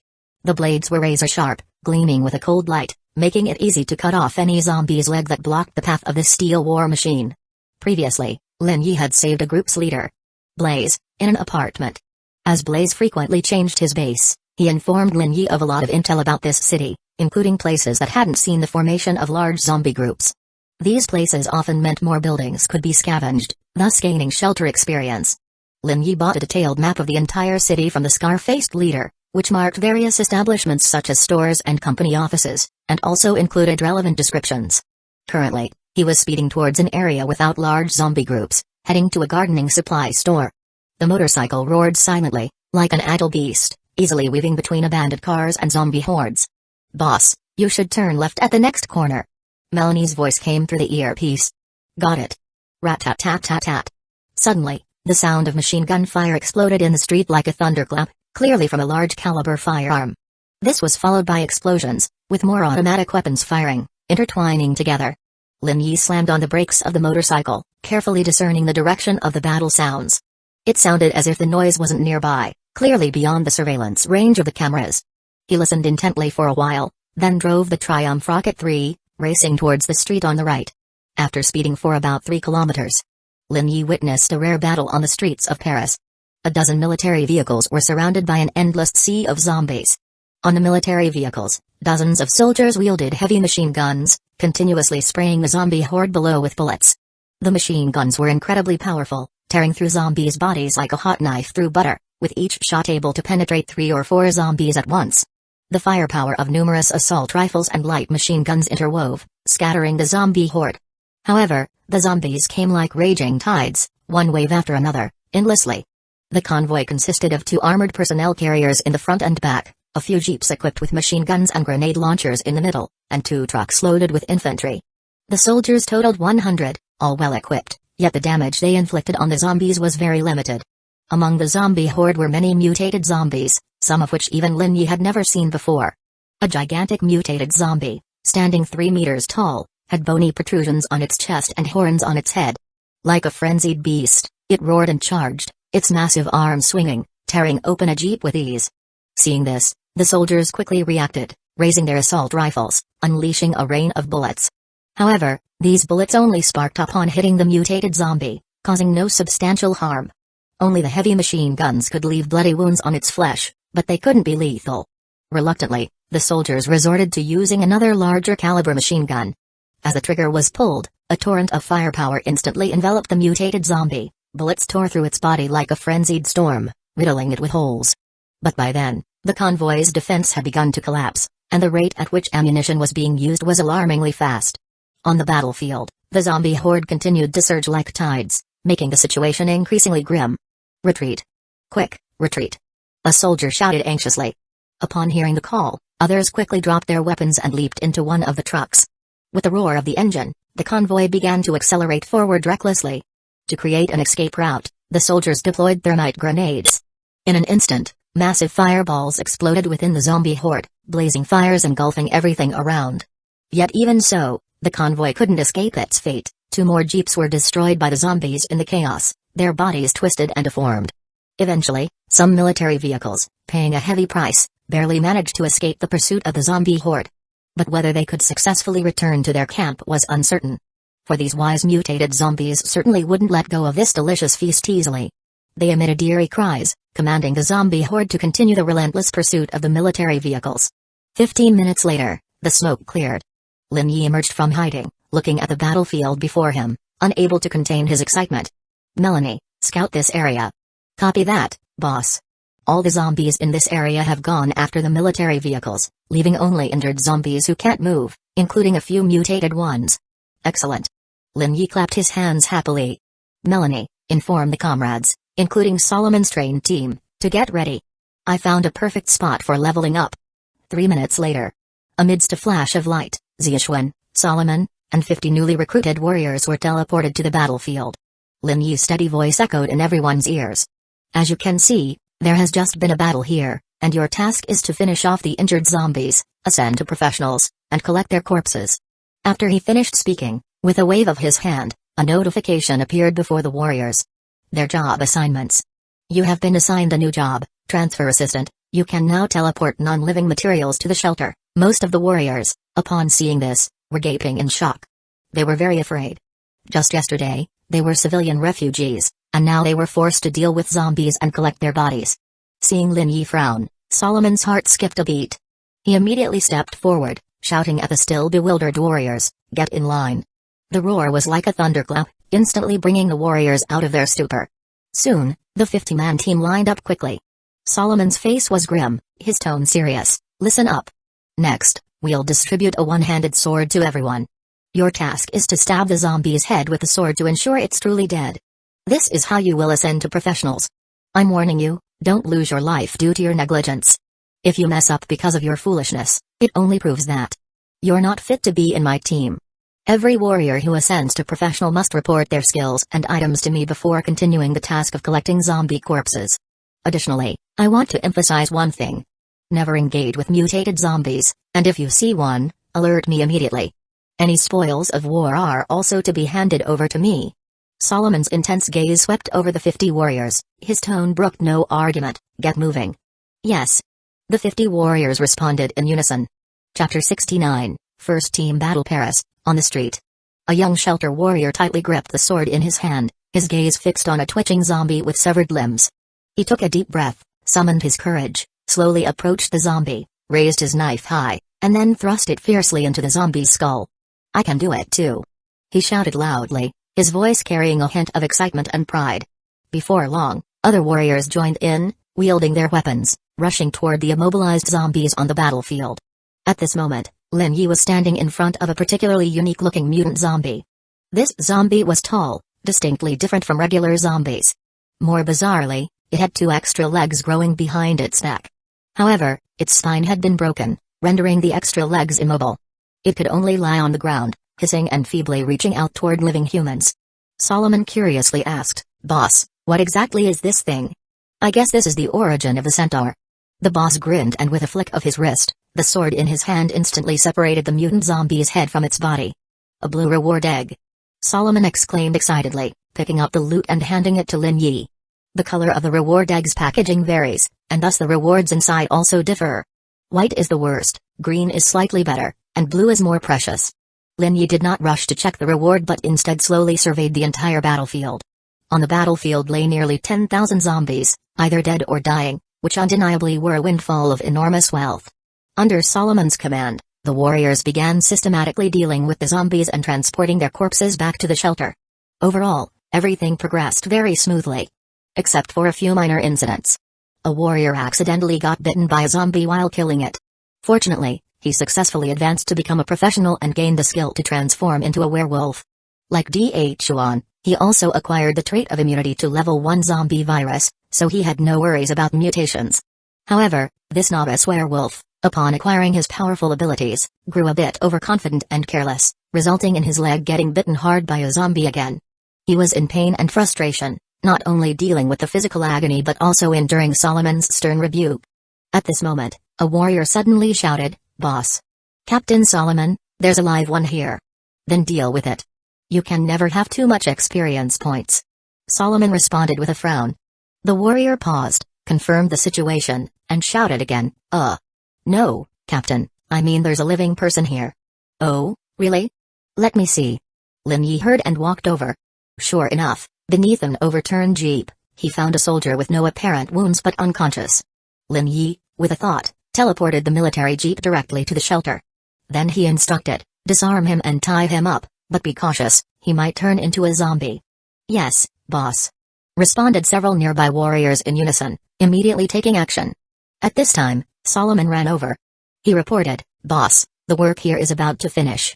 Should we follow the trail of the military vehicles?"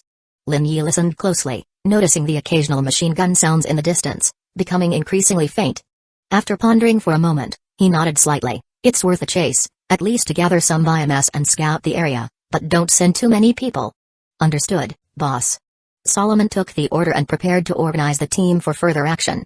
15 minutes later, after collecting the remaining zombie corpses and loot, most warriors returned to the shelter. At this moment, only 18 people were left on the scene. Solomon, Chuan, Ziaxuan, 13 warriors, and the rescued soldier. The soldier remained unconscious, quietly lying in a shopping cart they had found. Lin Yi led the squad, slowly moving forward. After all, scouting by Melanie took some time, and they also needed to gather all the zombie corpses along the way and teleport them to the shelter. The group proceeded to a street corner. Listening to Melanie's report over the earpiece, Lin Yi raised his hand, signaling the group to stop. "There's a group of zombies around the corner. We need to weaken them from a distance. Archers, prepare to shoot." He finished speaking and waved his hand. Ziaxuan and another new archer warrior instantly appeared on the roof of a bus. Soon, over 30 zombies appeared from around the corner, all regular zombies, without mutations. Whoosh! Whoosh! 2 arrows shot out like lightning, precisely piercing the heads of 2 zombies. This sudden attack instantly ignited the zombies' fury, and they roared madly, rushing irrepressibly toward the direction from which the arrows came. As the zombies drew closer, their hideously terrifying appearances became increasingly visible. Ziaxuan remained remarkably calm, steadily drawing his bow and releasing arrows, each shot securely hitting a zombie's head. However, the new archer was struggling.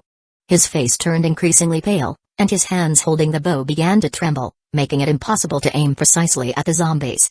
Seeing the zombies closing in on the two, Lin Yi waved his hand again. Ziaxuan and the new archer were teleported to the opposite side of the bus. At this moment, the zombies grew even more furious, almost reaching a state of complete frenzy. The zombies, who initially ran on 2 legs, now used both hands and feet, madly twisting direction at an increased speed, charging at the archer's position. Noticing this, Lin Yi frowned slightly and asked the team, "Who else has long-range attack skills?" "Boss, let me try." A warrior stepped forward, swiftly joining the battle. Muttering incantations, he summoned shards of glass and hurled them at the zombie horde with great effort. Unfortunately, his attack only slowed down the zombies somewhat, without causing significant damage. "Don't be too tense, aim for their weak points like the head, eyes, neck, and Achilles heel." Lin Yi's encouragement revitalized the warrior. He quickly adjusted his stance, took a deep breath, and launched his skill again. Hurling glass shards at the zombies. This time, his aim improved significantly. One shard accurately hit a zombie's eye, deeply embedding into its brain. However, the warrior's face had already turned pale, clearly indicating he had exhausted his magic power and could no longer fight. "All right, comrades, I will set up a barricade, and you flank the enemy." As Lin Yi spoke, he teleported a pile of hefty furniture from the shelter into the sky. In an instant, the weighty furniture, like heavy artillery shells, crashed fiercely onto the charging zombies. The zombies were baffled, either crushed to the ground or scattered away. Solomon immediately raised his one-handed sword and shouted, "Warriors, charge!" Chapter 70, Pharmaceutical Laboratory Paris. On the street, the battle officially began. The squad members rushed forward, hacking away at the zombies trapped by the furniture. Dhu on the bearman and the werewolf warrior flanked from the sides according to strategy, accurately dealing with the zombies that came frantically at them from behind. The other warriors were not to be outdone, swiftly slaying the zombies trapped among the furniture one by one. At the same time, the archers played a crucial role. Whenever a zombie's attack threatened the warriors' safety, they could always quickly draw their bows and shoot arrows, providing timely support to their comrades and defusing the crisis. Suddenly, a middle-aged warrior shouted, "Everyone be careful, I'm going to burn them." Hearing this, everyone quickly jumped away. Shortly after, a flame shot out from the middle-aged warrior's hands, looking like a flamethrower. He fired from a little over half a meter away from the zombies, and although it only lasted about 2 seconds, it was enough to reduce several zombie heads to ashes. Lin Yi curiously asked, "Not bad, what skill is this?" The middle-aged warrior loudly responded, reporting, "It's the flame, boss. Keep up the good work. This skill of yours, once developed, will be very effective against mutant zombies." "Yes, boss." The middle-aged warrior panted slightly, but couldn't hide the excitement on his face. Lin Yi refocused his gaze on the battlefield. At this moment, Dhu was about to use his bear paw to slap a stationary zombie to death, but he failed to notice another zombie quietly approaching from behind. Lin Yi reacted quickly, and just before the zombie could bite Dhu's neck, he teleported Dhu to his side. Dhu's eyes widened as the last thing he saw was a zombie's blood-stained, fanged mouth lunging at his neck. When he came to, he realized he wasn't dead but had been teleported to Lin Yi's side. "Thank you, boss." Dhu, still shaken, spoke with a tremor in his voice. Facing this first corpse mover who had been with him since the shelter was established, Lin Yi raised his hand and gave him a harsh slap. "Remember, no matter how strong, agile, or skilled you become as a bear man, if you're ambushed by zombies, even 10 lives wouldn't be enough. These zombies are extremely cunning. The moment you let your guard down, they will rise and deliver a lethal blow at the second you turn your back. Understand, you idiot?" "I understand, boss," Dhu said with shame. At this moment, he still appeared as a bear man, with his furry hands behind his back, looking like a bear cub who had made a mistake. Soon, the battle was over. The group gathered around Lin Yi again. Slap. Before Lin Yi could speak, Ziyuan stepped forward and gave himself a loud slap.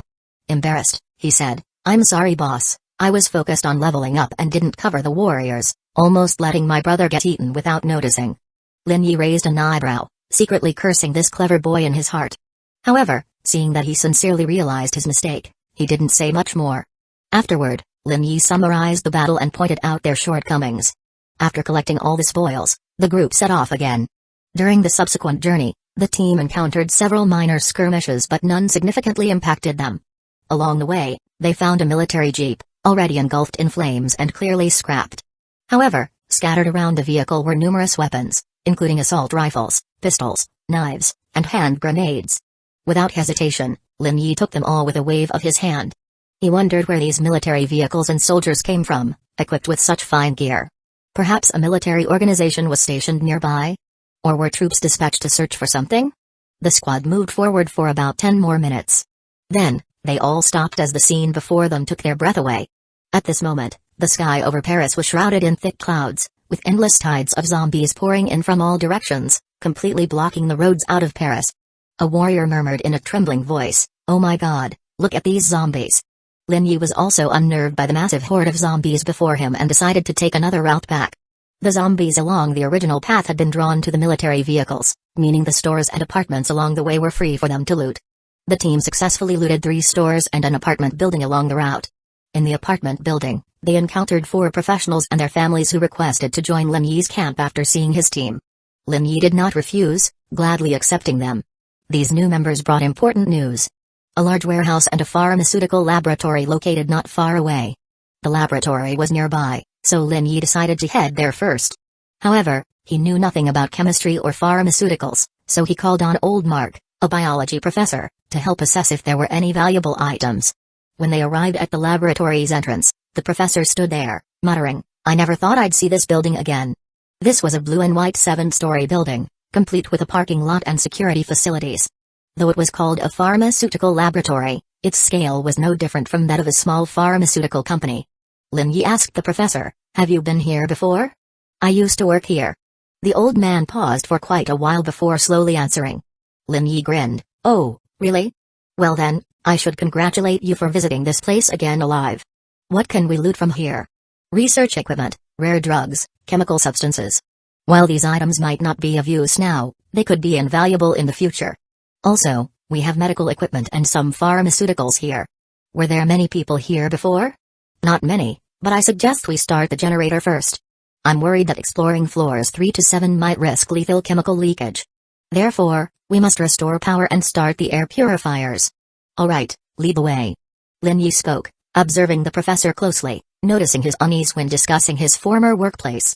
Could it be that this place used to be an evil pharmaceutical company? The group followed the old professor to the basement. One warrior couldn't help but shiver. "This place feels like a horror movie set." "I feel the same, pretty eerie." Another warrior seconded. Despite their concerns, the squad smoothly reached the generator room. They quickly filled the generator with gasoline, and then Louis activated the power system. A minute later, the building's power was restored. Buzz, buzz, buzz. A sudden clamor erupted. Chapter 71, Chimpanzee Zombie. The pharmaceutical laboratory, in a dim and gloomy basement. The warriors, already tense, suddenly heard a buzzing sound. In an instant, they reflexively raised their weapons, watching their surroundings warily. Louis quickly explained loudly, "Don't worry, it's just the ventilation system starting up. The dust inside has accumulated too much, and soon the sound will gradually get smaller. I still feel uneasy in this place." Solomon slowly lowered his raised sword, but his expression remained very cautious. "What did you find, Melanie?" "Boss, I've searched most places in the building. There are about 15 zombies, but on the 5th floor. There seems to be some anomaly." Melanie's voice carried a hint of seriousness. "What anomaly?" "I saw an unidentified creature in a container, and I think it's still alive." "Don't tell me it's big and dangerous." "No, boss, it's small, about the size of a cat. But it looks like a big piece of meat with blood vessels." Before Melanie could finish her sentence, she let out a scream, clearly having seen something frightening through the camera and was quite scared. Lin Yi turned to look at old Mark. "Professor, what's on the 5th floor?"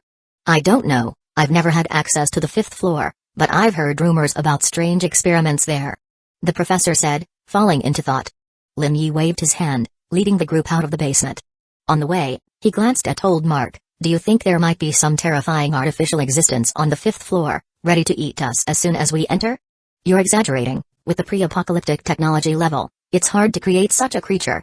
However, Lin Yi still keenly detected a hint of self-doubt in his voice. This situation made Lin Yi very alert, as he never underestimated any knowledgeable people. When the group reached the 1st floor, Lin Yi teleported everyone back to the shelter, deciding to enter alone. "Boss, there are 3 zombies on the 1st floor. They're in the 3rd office on the left." Following Melanie's instructions, Lin Yi first cleared out the zombies and then began scouring the 1st floor. However, it was mostly offices here, and after a careful search, nothing of value was found. But when he reached the 2nd floor, it became much more interesting. White floors, white walls, white ceilings. Even the doors were white. There were several places with dried blood stains and human remains, like a few drops of red paint fallen on a white canvas. "Boss, there are 9 zombies in total, 3 are lame, and 1 can crawl. They're all." Melanie reported the zombies' positions and numbers again. Lin Yi easily cleared this floor. The second floor, as an area for medical observation and drug testing, was filled with medical equipment. Lin Yi carefully teleported them back to the shelter, fearing any damage to the equipment. During the search, Lin Yi also found a lot of drugs. Unfortunately, most of them were expired and ineffective, losing their original medicinal value. However, this trip was not without gains. He also found a large number of disposable items like syringes, gloves, masks, etc. reaching the third floor. It was divided into 4 sections, with many doors and glass walls, most of which were semi-transparent. The environment here was extremely filthy, with a layer of unknown substances covering the floor and walls, looking like a mix of slime and feces. It seemed some creature has been living here for a long time. Zombies. But do they poop? Lin Yi rubbed his chin, musing silently. Bam. A woo-oo. Whoa. A loud noise shattered the dead silence. Lin Yi shouted, instinctively jumping away from the glass door. A zombie suddenly crashed through the glass from the other side. Crash. With the shattering of glass, Lin Yi saw the zombie's appearance clearly and was sure he would have nightmares for days. It was a zombie gorilla. Its skin was a sickly gray-blue, like bloated rotten flesh dangling loosely on the skeleton, as if it could be peeled off with a slight tug. On its face, mold spread like clumps of eerie black fuzz, proliferating ruthlessly. The mold was nearly ink-colored, with a nauseating yellow-green at the edges.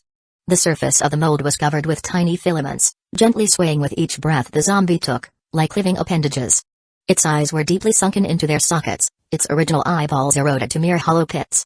Black mucus dripped from the eye sockets, trickling down its cheeks, dripping to the floor, making a drip-drip sound. Lin Yi warily eyed the zombie gorilla, realizing coming here was a huge mistake. The monstrous figure before him, nearly 5 meters tall, looked unnervingly strong, perhaps the human Terminator. Lin Yi slowly retreated, preparing to head downstairs. Oh.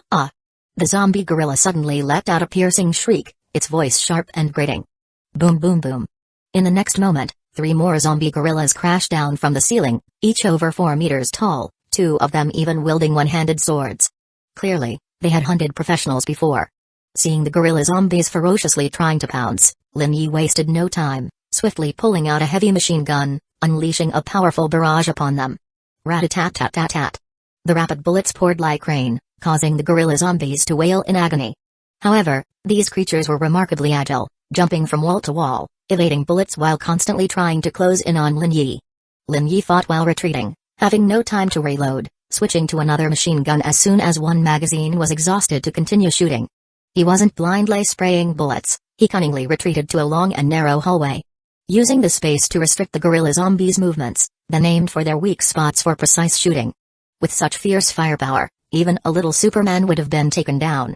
Soon, one zombie gorilla took several fatal shots, fell heavily from the ceiling, but continued twitching and struggling on the ground. Another one was also seriously wounded, screaming in pain, leaving a long trail of blood behind, still desperately trying to crawl towards Lin Yi. Apart from these 2 zombie gorillas, there were 2 more. The seemingly leader 5-meter-tall zombie gorilla never attacked. It kept staring at Lin Yi with its hollow eye sockets, its gaze revealing an untold strangeness. A moment later, a shocking scene occurred. The leader zombie gorilla unexpectedly twisted off another gorilla zombie's head, throwing it at Lin Yi's feet. Then, it turned and disappeared into the darkness. Lin Yi was stunned by this. He had never seen any zombie suppressing its nature, abandoning humans as such a delicacy. Just like the 2 zombie gorillas before him, they were near death, yet still struggled to crawl towards him. What exactly are you? Chapter 72, Go to the 7th floor pharmaceutical laboratory, 3rd floor. Lin Yi swung his sword, severing the heads of 2 zombie apes, ending their pain. Congratulations, you have reached level 7, reward earned, 2 attribute points. The notification sounded in Lin Yi's mind, and without hesitation, he quickly added the attribute points to agility. Then, with a thought, he teleported the zombie corpses to the shelter. Just as he was about to head downstairs, Melanie's anxious voice suddenly came through the earpiece. Boss. Don't go downstairs, take another route. Without even asking anything, Lin Yi immediately turned and rushed towards the 4th floor. Soon, a muffled vibration came from downstairs, followed by dozens of zombie apes appearing, wielding machetes, clawing and roaring. The 4th floor seemed like the 9th layer of hell. Previously, there were about 10 zombies here, but now only 10 pools of blood remain, full of zombie remnants. Fingers, palms, innards scattered everywhere, half-chewed, bloody, and gruesome.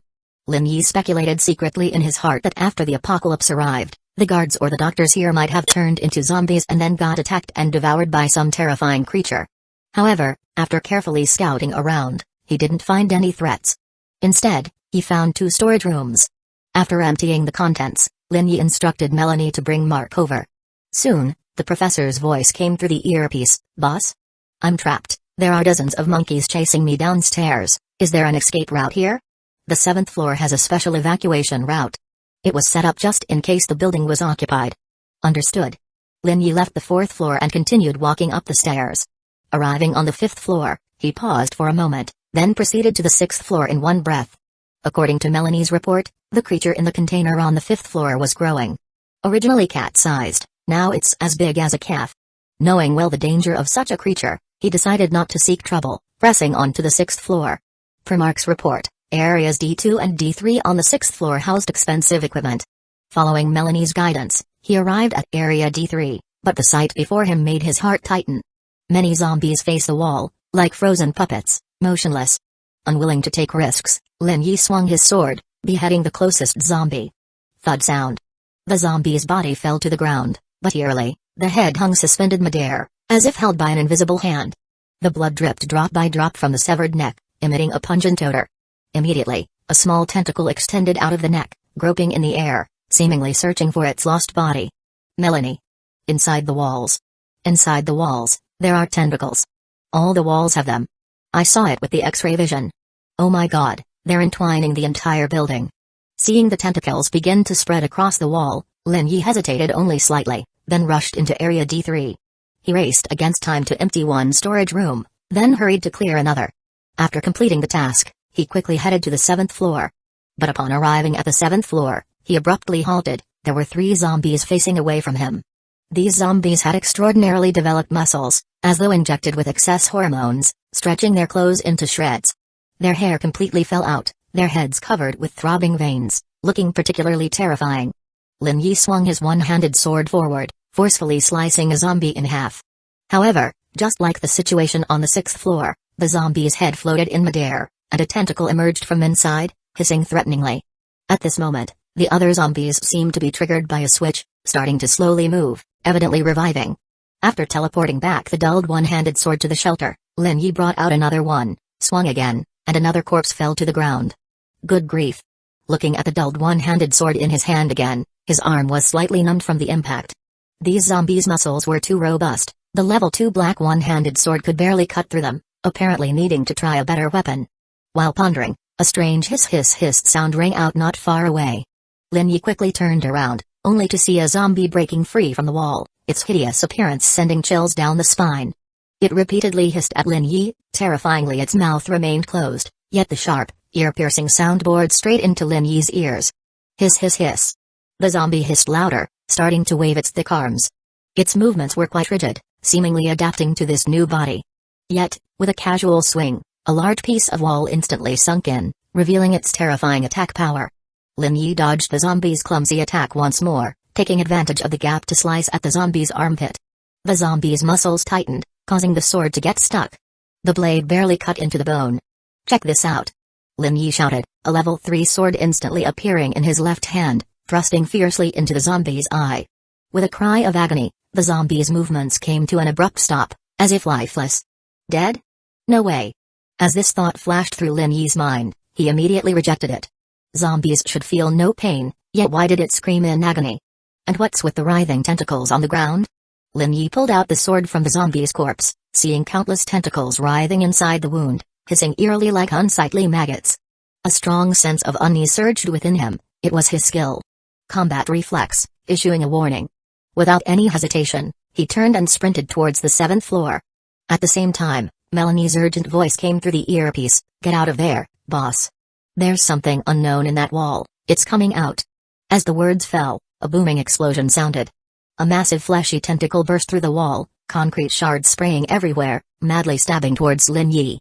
Relying on combat reflex, Lin Yi timely ducked down, escaping danger, but before he could catch his breath. Boom. Boom. Boom. One tentacle after another began breaking through walls, one following the other, shooting in his direction. A series of classic Asian curses echoed down the corridor. A shotgun appeared in Lin Yi's hand instantly. He abruptly halted his steps, donning sunglasses while turning, and fired without a second thought. Bam! Bam! The gunfire erupted continuously, the nearest tentacle instantly blasted into 3 segments. As proven, these explosive bullets combined with sunglasses had a significant effect on these monster terror creatures. Lin Yi embarked on a bloody combat journey, battling from the 6th floor all the way to the 7th. Along the way, he severed who knows how many bizarre tentacles. The entire staircase seemed occupied by an octopus, filled with twisted tentacles. Finally arriving at the 7th floor, the last one. Lin Yi urged, "Where to now, Professor? Hurry up, quick." Chapter 73, Beauvais Town. The pharmaceutical laboratory, 7th floor, was dead silent. The floor, walls, ceiling here, all made of metal, even the door was large and solid. There were many zombies on this floor, likely because when chaos erupted, everyone fled here, attempting to use the evacuation tunnel, but they were ultimately too late. Lin Yi didn't intend to engage in close combat with such a large group of zombies to save time. So, he decisively raised his automatic rifle and poured ammunition into the zombie horde. With a burst of dense gunfire, a small pile of ammunition was quickly spent, and those zombies fell in waves under the barrage. After taking care of all the zombies, Lin Yi quickly moved to the central area. What met his eyes was a completely white room, with objects inside resembling train carriages. "This is the evacuation tunnel, you need to." Old Mark began instructing on the operational procedure via radio. Lin Yi entered the train carriage and found a black screen and a control panel inside. He swiftly input the code on the control panel as per the professor's instructions. Upon completion, a beep beep beep sounded. A glass circle appeared on the ground beneath Lin Yi's feet, revealing a pitch-black tunnel. "Where does this tunnel lead, Professor?" "Somewhere safe." "Where exactly?" "That's top secret, no one knows. So, if I enter, I'll be sent somewhere, and I might not even know if I can return?" Old Mark's voice was a bit embarrassed. I didn't consider that." Boom. Suddenly, a loud commotion erupted outside. A thick tentacle burst through the door and several walls, flailing wildly in the air, sending metal shards flying everywhere it touched. Boom. Boom. Boom. Immediately, countless tentacles burst through the walls from all directions, shooting toward Lin Yi with tremendous speed. Lin Yi cursed softly, moved forward quickly without hesitation, and pressed the red button on the control panel. In an instant, the glass below him opened up. He only felt his body plummeting rapidly, the wind whistling past his ears. Instinctively, Lin Yi looked up, seeing the glass circle above snap shut, severing the madly spreading tentacles cleanly. The tunnel was pitch black, nothing could be seen even with outstretched hands, the only thing felt intensely was the weightlessness. Lin Yi tried to grasp the tunnel's walls, but the smooth surface offered no grip, leaving him to helplessly fall with inertia. It was unclear how long had passed before the falling speed began to slow, and he vaguely saw a faint light below. The light grew larger and brighter. Finally, Lin Yi shot out of the tunnel. At that moment, his legs felt weak, as if filled with lead, and he nearly stumbled to the ground. Suddenly, a voice called out from ahead, Who are you?" "Hands up." Lin Yi looked up to see a group of fully armed soldiers in battle formation, their guns all aimed at him. He raised his hands to understand the situation. The soldiers rushed in. The soldiers quickly closed in, with 2 of them pressing guns firmly against Lin Yi's head. The other soldiers spread out cautiously, beginning to search the area. However, apart from the dark hole above and Lin Yi, the unexpected guest, there was nothing here. At this moment, a young soldier walked up to Lin Yi, angrily demanding, "Boy, who are you?" "I'm Lin Yi, but you should address me as Mr. Lin Yi, kid, hey. You bastard." The young soldier was infuriated by Lin Yi's attitude and with all his strength, punched Lin Yi in the face. "You hit like a girl." Lin Yi smiled, though a faint gleam flashed in his eyes. Clearly, this soldier wasn't a professional, his punch felt as weak as getting scratched. Unperturbed, Lin Yi scanned the area, noting that this soldier's squad numbered around 20 people. Then, a corporal-like officer emerged from the squad. Seeing the young soldier intending to further assault Lin Yi, the officer quickly stepped forward to stop him. "What are you doing, Private?" "But he's not cooperating." "You idiot. Surrounded by armed men, do you think he'll just comply?" the officer shouted, driving the young soldier back. Then, he approached Lin Yi, his tone slightly softened. "I apologize, the soldier is inexperienced. Can you tell us who you are and how you got here?" "I'm Lin Yi, from Paris." The officer's eyes widened in surprise. "From Paris? Does this tunnel lead to Paris?" Lin Yi shrugged noncommittally. "Understood, thank you for the information. But I think our commander would like to speak with you." "Again, I apologize for the earlier misunderstanding." "Ha, the typical bureaucratic rhetoric. Well, let's go then, I'm waiting for your commander to properly apologize to me," Lin Yi said, ignoring the officer's awkward, angry look, and walked straight ahead. Based on his stealthy observations, these people's movements and demeanor suggested they weren't professionals. This meant that escaping, or even killing them all, would be easy. However, now as a businessman, and considering the opposing side seemed to be a sizable army, there might be potential for cooperation. After exiting the building, Lin Yi discovered that the exit of the tunnel was in a pharmaceutical company's warehouse. It seemed the laboratory's evacuation point was here. By now, the soldiers had taken away anything of potential value here. Lin Yi followed the officer, boarding a jeep driven by the previously weak-handed young soldier. The convoy was small, only 4 jeeps equipped with machine guns and 2 trucks carrying soldiers. Our division is stationed in Beauvais town. We have cleared all the zombies in the town. You don't have to worry, it's very safe there. En route to Beauvais town, the officer talked extensively about the events in the area, mostly to emphasize their prowess.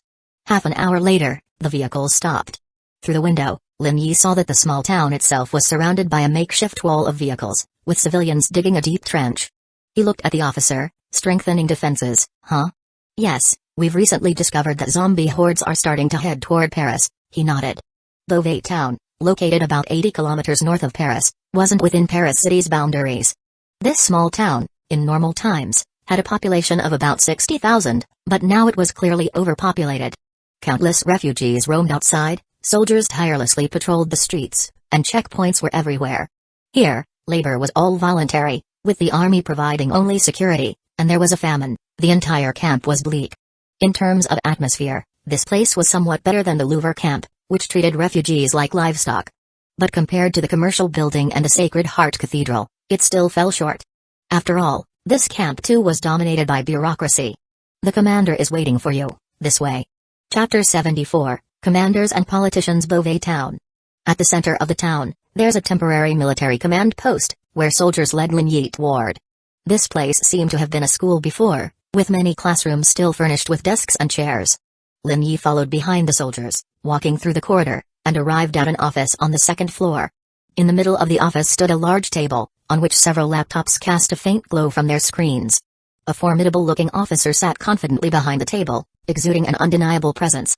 On either side stood a group of people.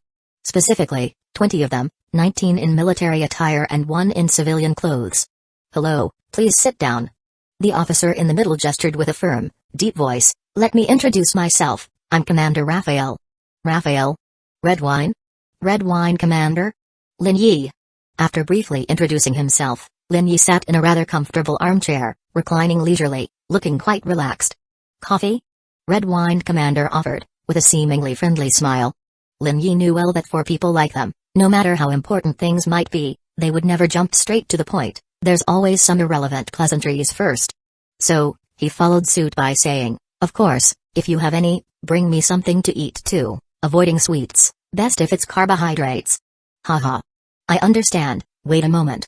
Red wine Commander laughed heartily and waved his hand, prompting an officer to quickly leave the room. The room fell silent at that moment. Red wine Commander seemed to be waiting for Lin Yi to initiate the conversation, but Lin Yi wasn't buying it.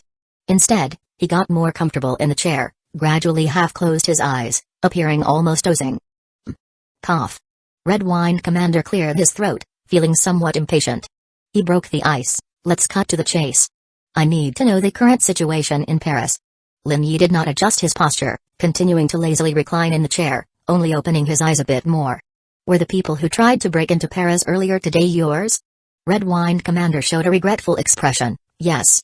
But the progress wasn't as smooth. The streets at that time had nearly 50,000 zombies. If tanks hadn't led the charge, crushing through, it would have been impossible to break through. Those who returned alive were already extremely lucky." Red wine Commander pondered for a moment, tapping his fingers on the table. "How many survivors are left in Paris city?" "Around 60,000 to 100,000. Fewer than we expected." "Then, the original regional officials? Most of the bureaucrats are at the Louvre, where there are police and the army, the biggest camp in town." Just then,